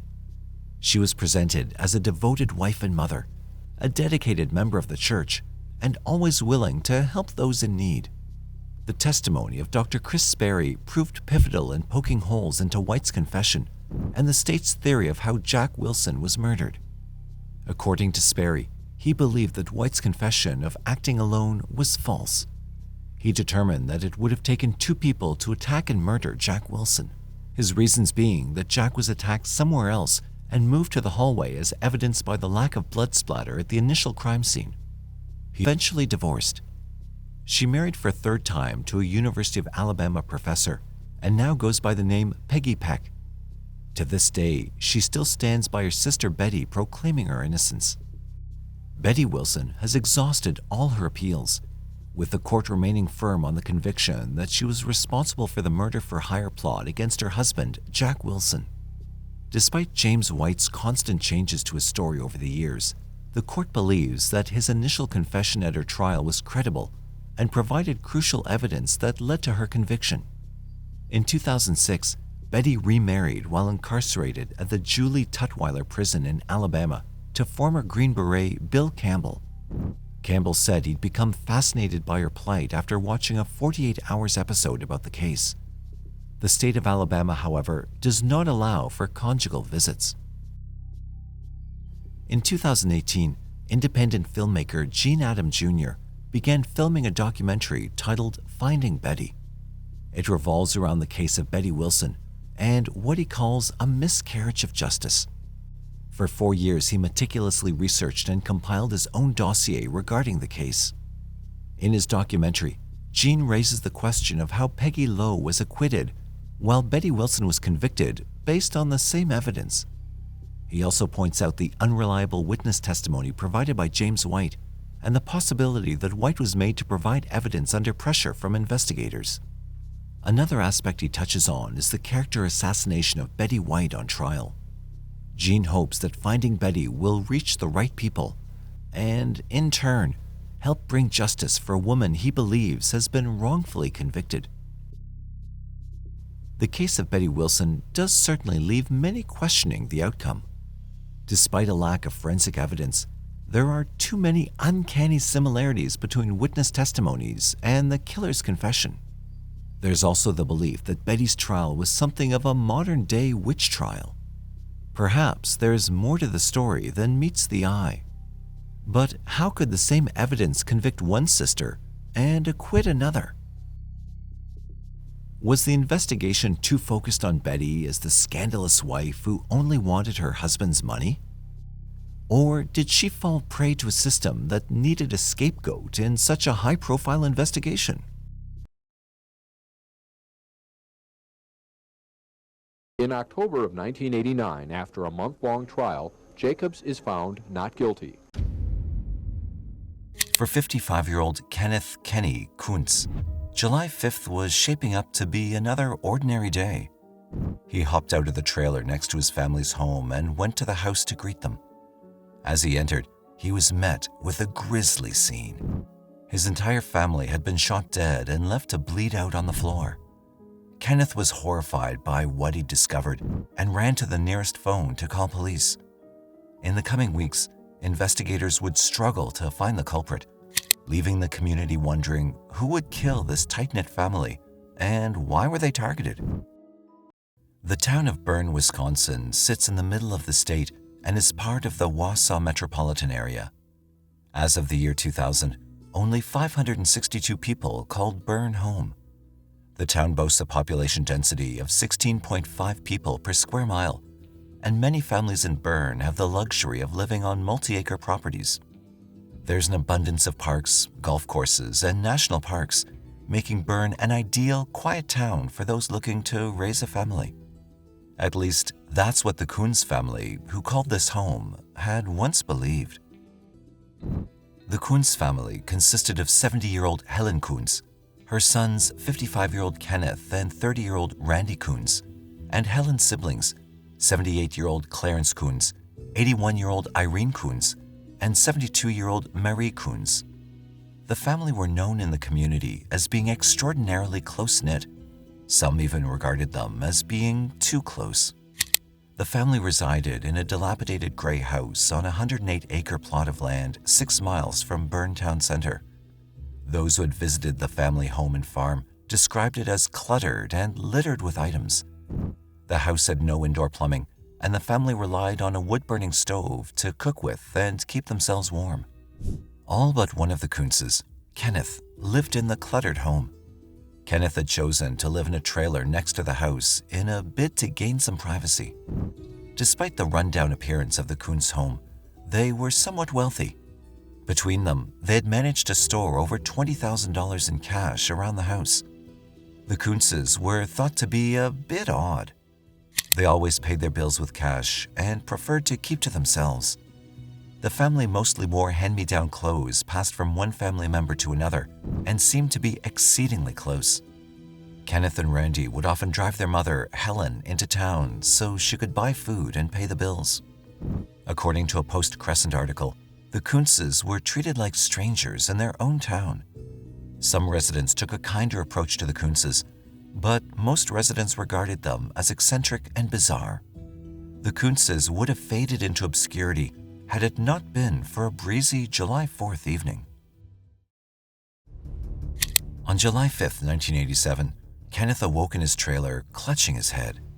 He'd spent the night visiting the cheese factory where he'd worked before going out for drinks with friends. With it being July 4th, Kenneth had downed a few extra beers and joined in with the celebrations, a fact he regretted when he awoke the next morning. After dressing himself and getting ready for the day ahead, Kenneth gingerly walked out of his trailer and headed to the main home. He expected to be greeted by his mother, uncle, and aunts, but instead, he'd be met with a scene that would haunt him forever. As the front door hinges creaked, Kenneth shouted out to his mother, but there was no response. He closed the door behind him and continued to shout for her. He froze in horror when he took a few more steps down the entryway. His Aunt Marie lay motionless on the floor in a pool of her own blood, and she'd been shot with a .22 caliber gun to the head. Kenneth moved around the home in a daze, hoping that this was some sort of nightmare he would wake from soon. When he got to the kitchen, he found that Randy had been shot and left to die in a pool of blood. Kenneth rushed over to him and tried to resuscitate him, but it was too late. Kenneth now knew he had to find the rest of his family members, and he began cautiously moving from room to room. At this point, Kenneth was unsure whether the perpetrator was still inside the home, and he feared that he might suffer a similar fate. Upon reaching the bedrooms of Clarence and Irene, he discovered both of their bodies. They too had been shot with a .22 caliber gun. Clarence was in his bedroom, whilst Irene had been found slumped in a chair. It was clear to Kenneth that this had been a surprise attack, and his family had not had time to react or flee. A sickly feeling washed over Kenneth as he ran downstairs and out of the door. He ran to the nearest neighbor's house, banging on their front door. When someone finally opened the door, a jumble of words escaped Kenneth's mouth as he tried to ask to use their phone. Panic and fear had hijacked Kenneth's body, and adrenaline was pumping through his veins. Finally, he was able to communicate with his neighbor, and a 911 call was placed. Within minutes, squad cars with flashing lights and blaring sirens had swarmed the humble 108-acre Kunz farm. Investigators briefed themselves on the situation at hand, and the investigation was officially opened. Kenneth was the first person that the Marathon County Sheriff's Office wanted to speak to. After all, he had been the one to discover his family's bodies and the only one in the family who hadn't been harmed. During their initial interviews, Kenneth mentioned that his mother, Helen Kunz, was nowhere to be found in the home. Whilst Kenneth was concerned for his mother's well-being, investigators couldn't help but be suspicious of her. In the early hours of the investigation, a motive had not yet been established, and investigators were willing to explore all avenues. According to an article written by UPI in July 1987, the Marathon County investigators say they will not know if Helen Kunz is a victim or a suspect until she's found. Would Helen really have the motive to kill her entire family and spare only her one son? Is it possible that she took her life afterwards? Could she have gone on the run with a new identity? These burning questions were placed on the back burner while investigators desperately scrambled to decipher what had happened that evening of July 4th. Crime scene investigators painstakingly combed through the Kunz home. Their reports described how the home was filled with trash and debris and had no modern amenities such as plumbing or a proper kitchen. The family lived in squalor, never throwing anything away and letting dirt accumulate around the home. This struck investigators as bizarre. Not only did the family have a farm that provided a solid income, but over $20,000 in cash was found stashed around the home. It was clear to investigators that whomever had killed the Kunzes did not realize that a substantial amount of cash was lying around. Adjusted for inflation, $20,000 would be over $52,000 today. Whilst the family lived in what could be described as poverty and squalor, they owned a TV and a video player. A rumor spread around the town like wildfire, which had only ostracized the family more. Gail Weiler, the owner of a local hardware store, confessed to the Marathon County investigators that in the weeks before the shooting, Helen had come into the store and purchased some .22 caliber bullets. Helen claimed that the ammunition was used by her sons, Randy and Keith, to shoot birds on the family's sprawling property. But that wasn't the most interesting clue that she divulged. Gail told investigators that Helen had complained about her family watching dirty movies together on the video player. This was backed up by the library of obscene material discovered in the Kunz family home. Disturbingly, this was not the first time that rumors of deviant sexual behavior and incest had swirled around the family. Marathon County investigators uncovered a case file from the 1930s where a 40-year-old neighbor stood accused of attacking and impregnating a then 15-year-old Helen and was found guilty by the court. Not only this, but Kenneth also believed that his biological father was Helen's brother, Clarence Kunz. The truth of these claims are unclear, but the family, especially Helen's mother, had always denied it. With the rumor mill swirling, more gossip came to light throughout the years. The people of Bern believed that Helen and her son Randy shared a bed at night, further fueling the Kunz incest rumors. It was also reported that Clarence, Marie, and Irene, who were all siblings, slept together in the living room. The rumors of incest had persisted for generations, and now townsfolk wondered whether those relationships had come to a head. People continued to speculate. Meanwhile, Helen was still nowhere to be found. The people of Bern stood behind Kenneth Kunz, even if it was at a slight distance. While the family was odd, and there were rumors of disturbing and disgusting behavior, the townsfolk still felt the pain of the massacre. People came together in the wake of Helen's disappearance and created t-shirts, buttons, and posters that said, "Where's Helen?" Appeals for information were launched, and everyone kept a close eye out for any sign of her.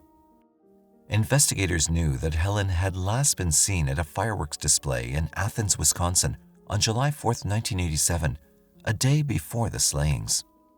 Kenneth had been at work and then at the bar, so he was unable to shed any light on his mother's disappearance. People began debating whether a 5'3" 70-year-old woman could be capable of killing her entire family. As summer slowly transitioned into autumn, the thoughts of the Kunz family floated to the back of people's minds, and the town of Bern returned to normal. Meanwhile, investigators continued their search for Helen and the person responsible for wiping out almost her entire family. But as the mystery thickened, authorities came across a baffling twist. 9 months after the massacre in April 1988, Helen's body was discovered in a marsh in Taylor County, Wisconsin. Like the rest of her family, she'd been shot in the head with a .22 caliber bullet. After discovering the body of Helen, an autopsy was performed, but any additional evidence uncovered has never been released. However, the investigation hit a dead end for a brief period after Helen, the presumed perpetrator, ended up having suffered the same fate as the rest of her family. Surprisingly, the 1987 shooting wasn't the first time the Kunz family had experienced a tragedy like this. In December 1905, Helen's grandmother, Mary Kunz, was found murdered in her home in Manitowoc, Wisconsin. The investigation was short, but ended in a shocking conclusion. Wenzel Kunz, Mary's own son, had been charged with her murder. Wenzel had bludgeoned his mother while she lay in bed, leaving her to be discovered by the rest of the family. During his trial, Wenzel was found to be insane and was sent to a mental institution. Coincidentally, his brother was also a patient at the same facility. The Kunz family had significantly downsized by 1906, and in 1914, the remaining family members moved to Marathon County to start a new life and settled on a supposedly abundant farm. However, when they got there, they realized that they'd been lied to. The farmland they'd been promised was nothing but a wasteland of tree stumps and organic waste. The Kunzes eventually made a name for themselves across Bern and Marathon County, but investigators struggled to piece together a motive. Over $20,000 had been discovered in the family home, ruling out robbery as a motive. Then, in January 1988, another twist arose in this already puzzling case. Investigators stumbled across new evidence that brought to light a suspect. The man was Christopher Jacobs III of Athens, Wisconsin, just a stone's throw away from Bern.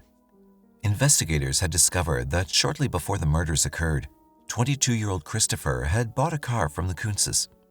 He was one of a select group of people that had ever interacted with the Kunzes. Many people stayed away from them because they thought they were odd or had heard the rumors, while others never had a chance to interact with them due to their reclusive lifestyle. Investigators found it suspicious that Christopher had interacted with this strange family and began to dig deeper. Upon searching his property in Medford, investigators found a car, 2 .22 caliber rifles, .22 caliber ammunition, spent shell casings, and newspaper clippings about the Kunz murders. After a forensic examination of the vehicle obtained from Christopher's property, it was believed to have created tire tracks that had been left behind at the Kunz crime scene. According to a motion filed to the Wisconsin Court of Appeals, police had taken plaster cast impressions of tire tracks and footprints from the area around the Kunz residence in their garden, located about a quarter of a mile from the house. In January 1988, detectives sought out Christopher Jacobs' car to see whether its tires could have made the tracks found in the Kunz garden.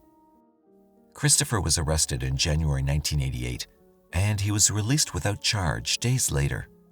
To make matters worse, for months following his release, investigators struggled to collect evidence while he was roaming free without a care in the world.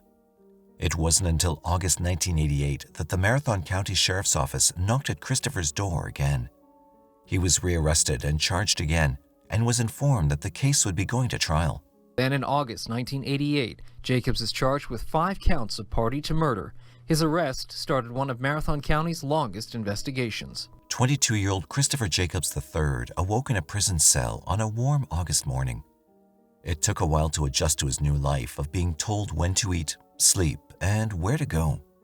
Throughout the process, Christopher maintained his innocence and retained a lawyer. Christopher's defense team knew that the evidence against him was circumstantial. The murder weapon was never found, and the tire tracks in his personal .22 caliber weapon were circumstantial at best. Christopher's lawyers spent months preparing their defense. In October 1989, the trial commenced. Crocker Stevenson, a reporter for the Milwaukee Journal, had been following the case closely, and when the court dates were made public, he made sure to grab himself a front row seat. He later recalled to the Post-Crescent, "They put a suit on Christopher and cut his hair, but he was a thug, and he came from a family who looked at these people, the Kuntzes, as someone they could victimize.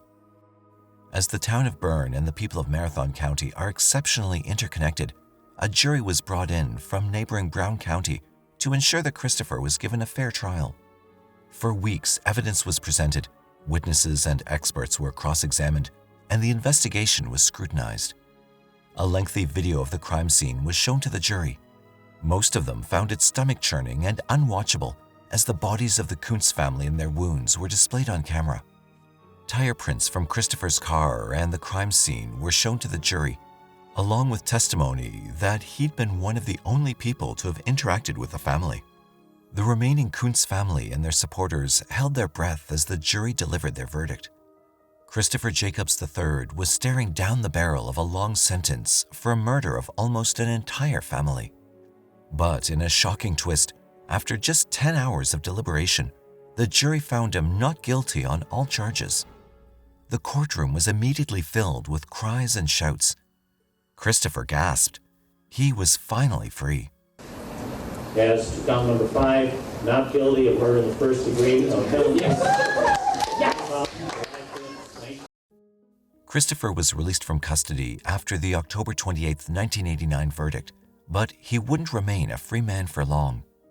In 1993, Christopher's ex-girlfriend, Stacy Weiss, would once again stoke the flames of this bizarre and twisted case. She visited the Marathon County Sheriff's Office and asked specifically to talk with Lieutenant Randall Honish. As Lieutenant Honish clicked play on the tape recorder, he stared in disbelief at Stacy as the words spilled from her mouth.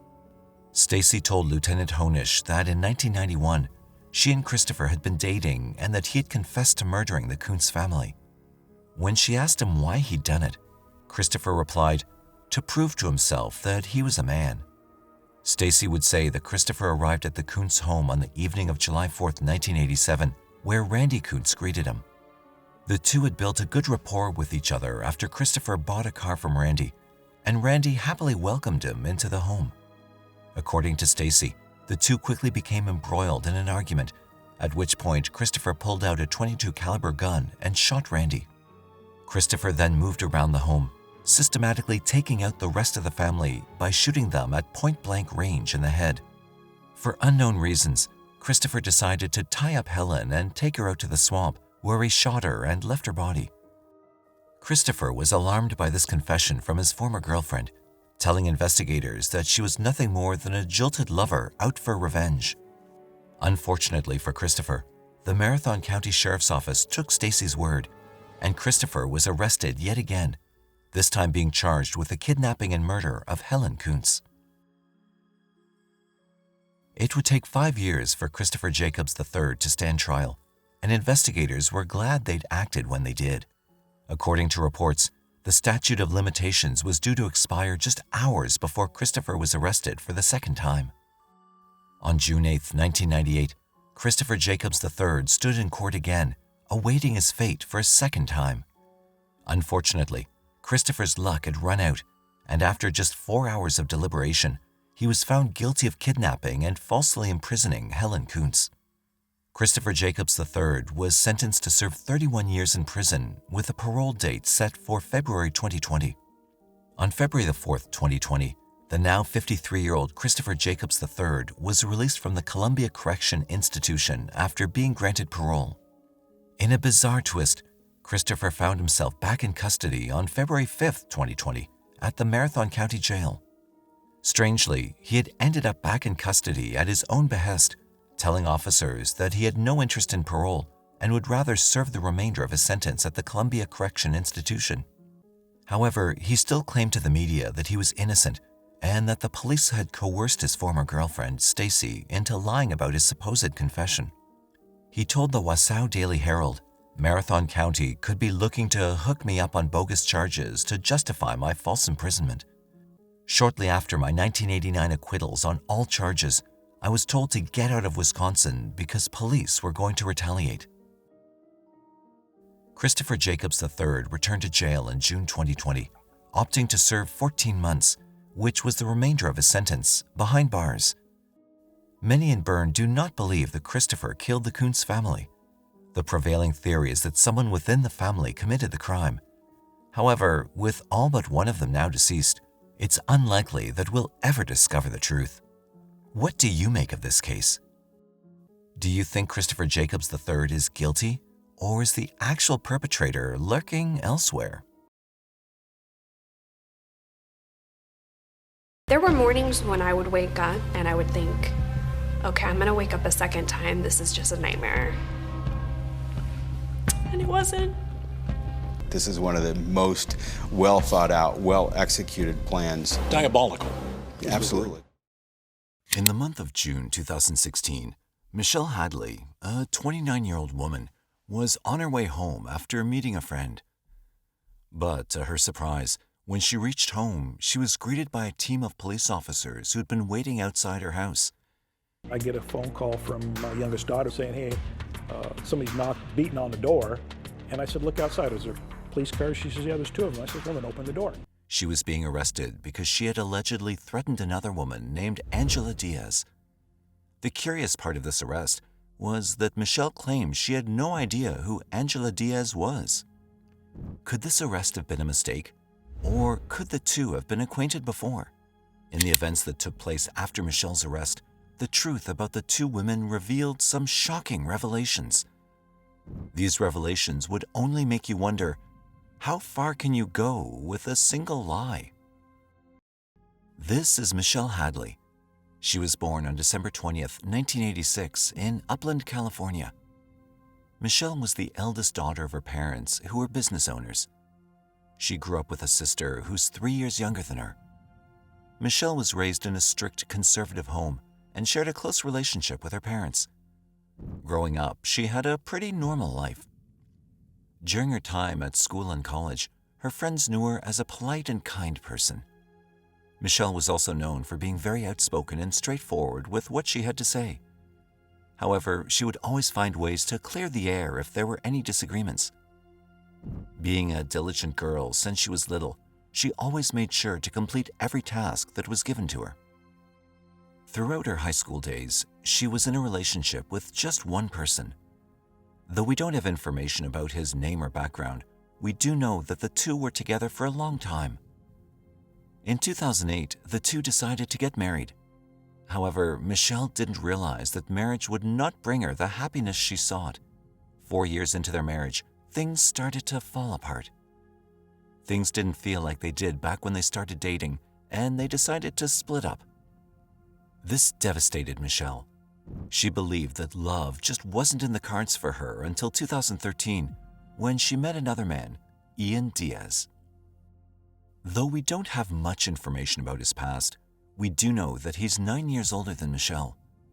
The two reportedly met through a dating site. Things with Ian felt like they were meant to be, at least for Michelle. Ian was working as a deputy U.S. Marshal, while Michelle was working at a marketing firm. Ian seemed attentive to her needs and very loving. These characteristics drew Michelle in, and not long after, by the fall of 2014, they moved in together. Ian then proposed to Michelle, and they set a date for their wedding. Michelle and Ian seemed to hit it off very well during the start of their marriage. However, as sweet as the relationship looked from the outside, Ian slowly turned into something Michelle never foresaw. Michelle always saw Ian as an attentive and sweet-natured man, but as time passed, he soon became a self-loathing and abusive person. This took Michelle aback, since she had a hard time realizing these changes at first. She often noticed his changes in behavior, but considered them more of an act of love. There were times when he'd ask her to wear more revealing clothes. However, Michelle, being from a conservative family, found this request very uncomfortable. Nevertheless, she complied with Ian's requests. When Ian saw that Michelle could be easily persuaded, he started making more provocative requests. Soon, he asked her to get her belly button pierced. At first she hesitated, but later agreed. By this time, Ian was pushing the boundaries. His requests started to get even more bizarre. Ian had asked Michelle to leave the job at a marketing firm that she loved and take up a job at his favorite place, Disneyland. Disneyland was not only the place that he loved, but it had also been the place where he worked before he got his job as a deputy U.S. Marshal. It seemed as though Ian wanted to keep an eye on Michelle, so working at a place where he still had contacts was a good deal for him. When he presented the idea to her, he said that he wanted her to be in safer hands, but that only meant that he could watch over her every move. At first, Michelle found this request a little odd, but because she loved him and wanted to appease her husband, she obliged. By the time the request started to make Michelle feel troubled, it was too late. She saw herself becoming someone she wasn't, so she thought of talking it over with her husband, but instead of hearing her out, he lashed out and turned abusive. During this time of turmoil, Michelle and Ian decided to purchase a condo together. They naively thought that having a place that belonged to them would help make their relationship better. This was about 2 years after they met. In 2015, Michelle and Ian started searching for a condo to buy and finally found one that was located in downtown Anaheim. This condo was priced at $470,000. Though it was a little beyond their means, they wanted it. But at that time, Michelle was unaware that Ian had no plans to pay even a single dime toward the mortgage. When it was time to put the pony up, he made up an excuse, saying he was having a hard time with finances, but he promised to pay for the next month. Michelle then decided to go ahead with the down payment, which was about $144,000 in cash. After sorting through all the paperwork, things seemed to be sorted. In hindsight, their relationship had already reached a dead end, so with the purchase of the condo, things started to get worse. While both of their names were on the deed, it was evident that Ian wanted the condo for himself. Michelle wasn't having it though, since she was the only one paying the mortgage. At one point, when the two of them were together in the car, they got into a fight that turned violent. Ian raised his hand to Michelle, causing her to sustain slight injuries. After this, Michelle wrote an email to her sister telling her everything that was happening. Sadly, however, she never sent it. By the end of the summer of 2015, almost 2 months after purchasing the condo, Michelle decided to leave the condo to stay with her parents. However, even though she'd left Ian with the condo, she was still paying the mortgage. In fact, Ian continued to skip the mortgage payments, and this infuriated Michelle. At this time, she'd left her high-paying job and was still working at Disneyland, which she hated. She was also earning less than what she was used to. Instead of giving in to her anger, she politely asked Ian about the condo mortgage payments. However, instead of replying, he simply ignored her emails, calls, and texts. This pushed Michelle over the line. She decided to confront him directly. Ian then stated that he never intended on paying the mortgage. Michelle was furious about this. Looking at the situation she was in, she didn't know what to do. She sent Ian a rather strongly worded email saying that things wouldn't look good for him if he continued with the behavior. This email made Ian furious, and he filed a restraining order against Michelle. However, he never got full support from the police since he was also at fault.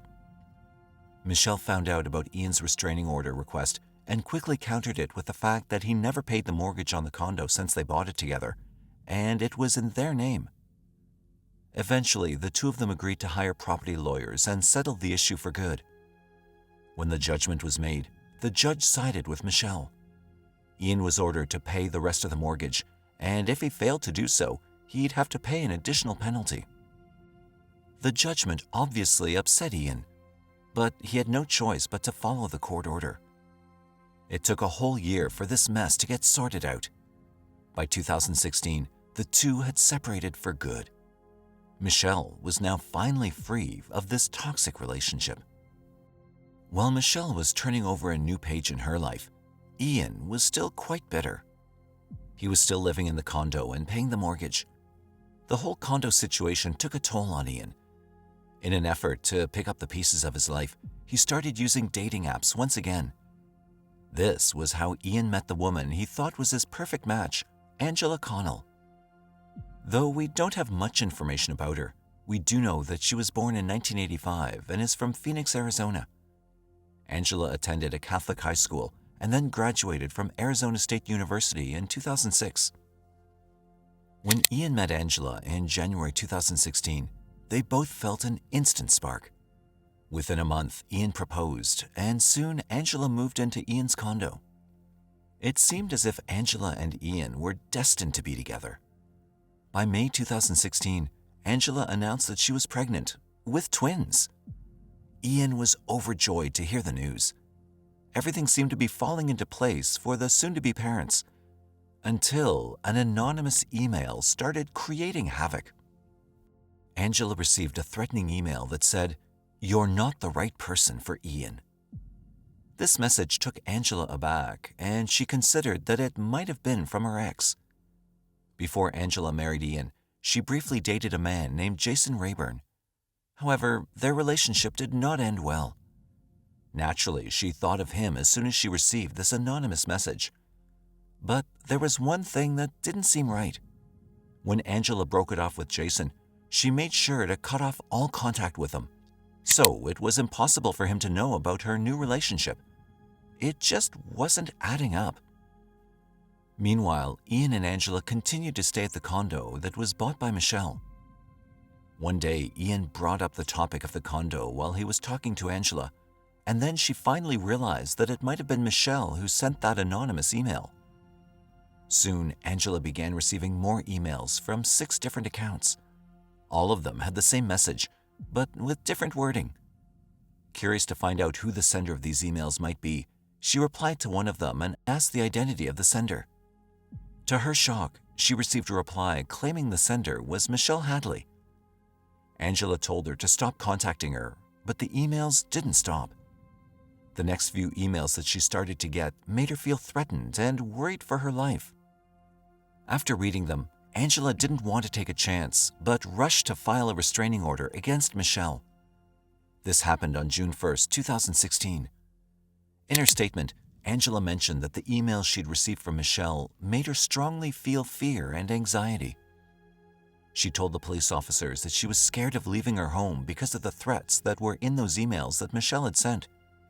She also added that she was fearful of being attacked and killed if she stepped out of her home. After seeing the gravity of the situation, the court then immediately granted the restraining order against Michelle. It was during the month of June 2016, and Michelle seemed to have moved on from the toxicity of her previous relationship. Sometime during the month, she went out to meet a friend and was coming back home after, but when she only entered her driveway, she was met by a team of police officers.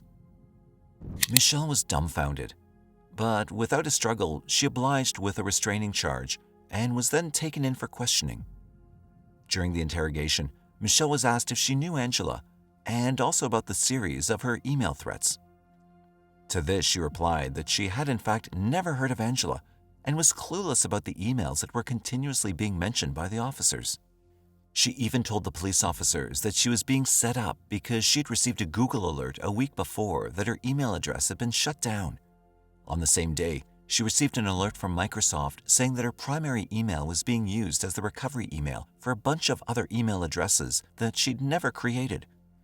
That troubled her, but she made it a point to contact the Anaheim Police Department to report the matter. She believed that it was her ex-husband who may have been trying to impersonate her, but despite her efforts, no one listened to her. On the other hand, the police officers thought that Michelle was just lying. They didn't take her words into consideration. So now, Michelle was served with a restraining order. But what Michelle did not know was that this was just the beginning. This is where things started to get even crazier.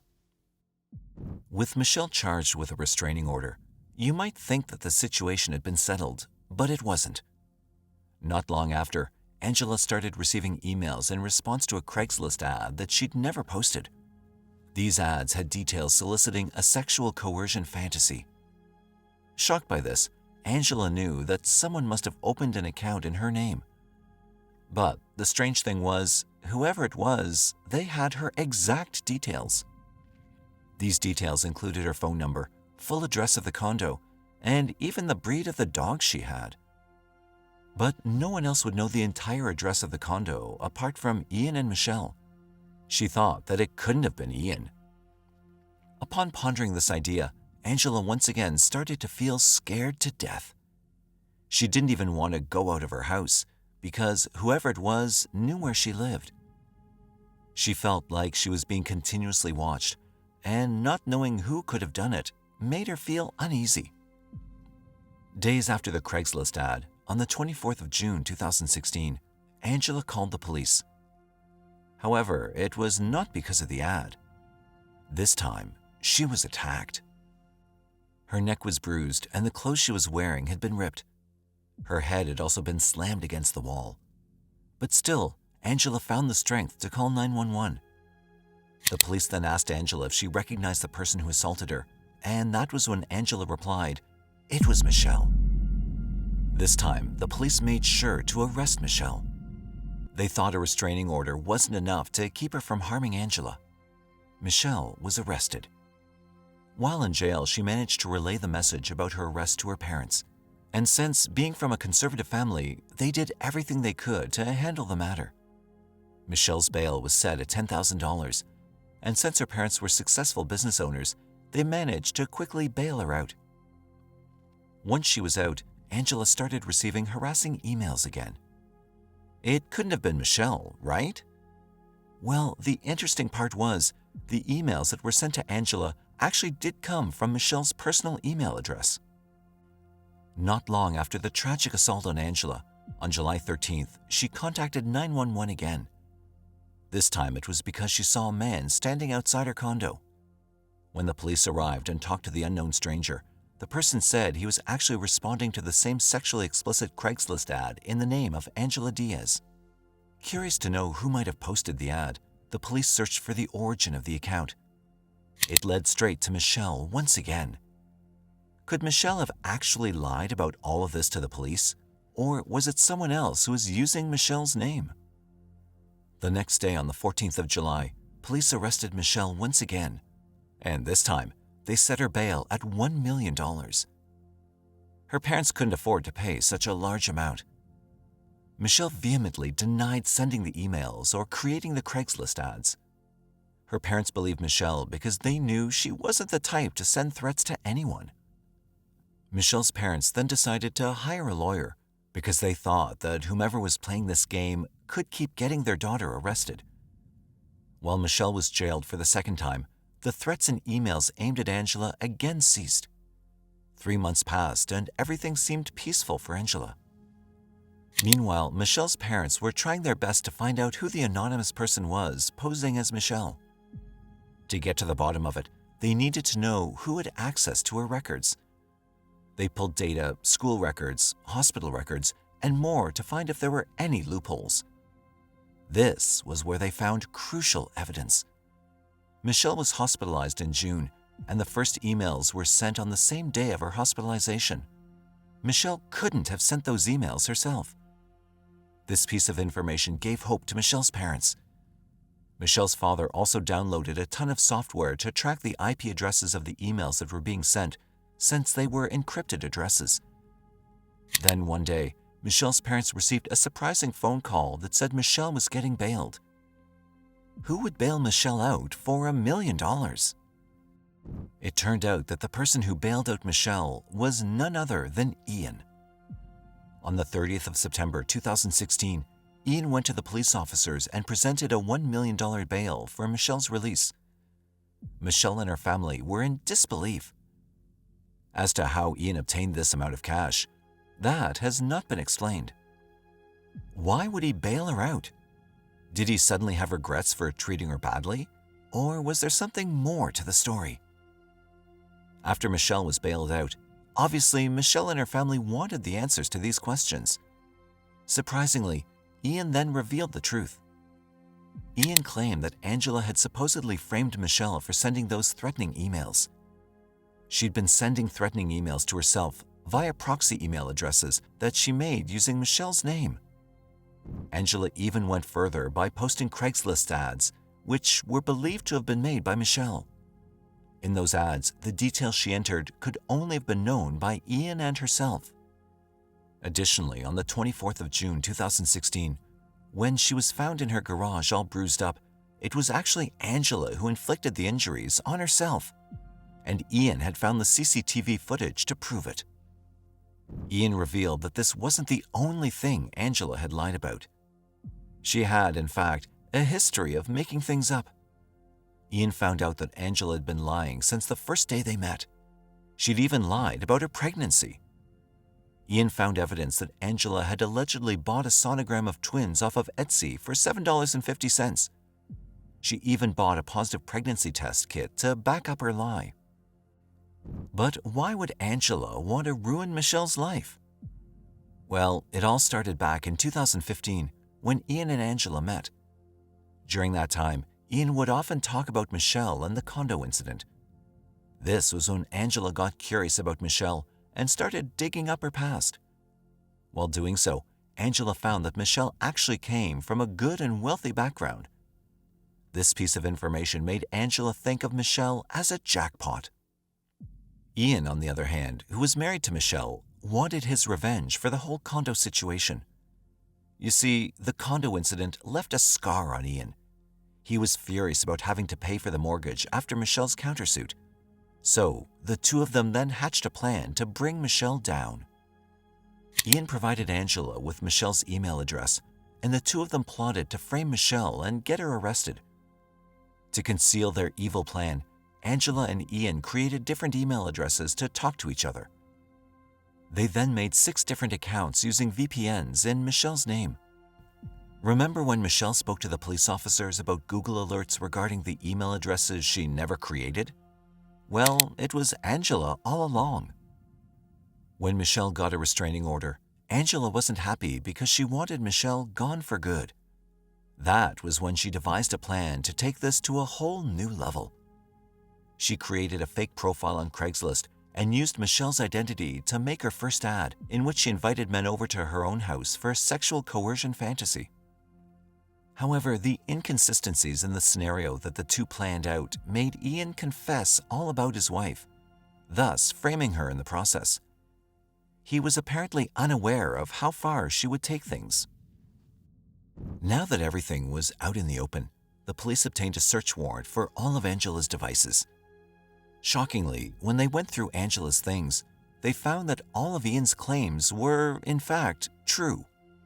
They found a total of 21 threatening emails, and most of them were actually sent from Angela and Ian's condo.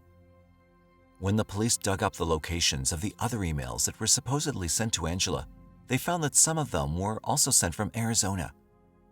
When they dove deeper, they realized during that time, Angela had actually traveled to Arizona to see her father. After these shocking discoveries, investigators began to look into Angela's background. This was when they found out that this wasn't the first time she committed such an act. Back in 2013, Angela had committed similar crimes when she was dating Jason Rayburn, a state trooper from California. During their relationship, Angela claimed that she was an attorney and had been diagnosed with cervical cancer. However, as time passed, things didn't seem to add up with regards to Angela's diagnosis and her work. This made Jason suspicious, and he started digging deeper. Shockingly, he soon discovered that Angela had faked both her cancer and her career. Obviously, this ended things with Jason. On January 6, 2019, nearly 3 years after the truth was made public, Angela was detained for her crimes. The Orange County District Attorney's Office made sure to clear Michelle's name, and 3 days later, Michelle's record of causing a threat to life and assault was finally cleared. The most traumatic experience of my life, and I'm glad it's finally over. Angela pleaded guilty to 10 felonies, including false imprisonment and perjury. She received a 5-year prison term. Michelle is still reminded of the wrongful conviction and the time when she was jailed. When she was arrested, she had to drop her MBA classes and she lost her job. So I think as far as my close circle, it's not going to be hard to rebuild my reputation. And I'm hoping that it just grows from there. But now, since being cleared of all charges, Michelle has slowly started to get back on her feet. She finally earned her MBA and landed a good job in field marketing for a cosmetics company. Michelle then moved to New York to live with her sister, and things had never been better.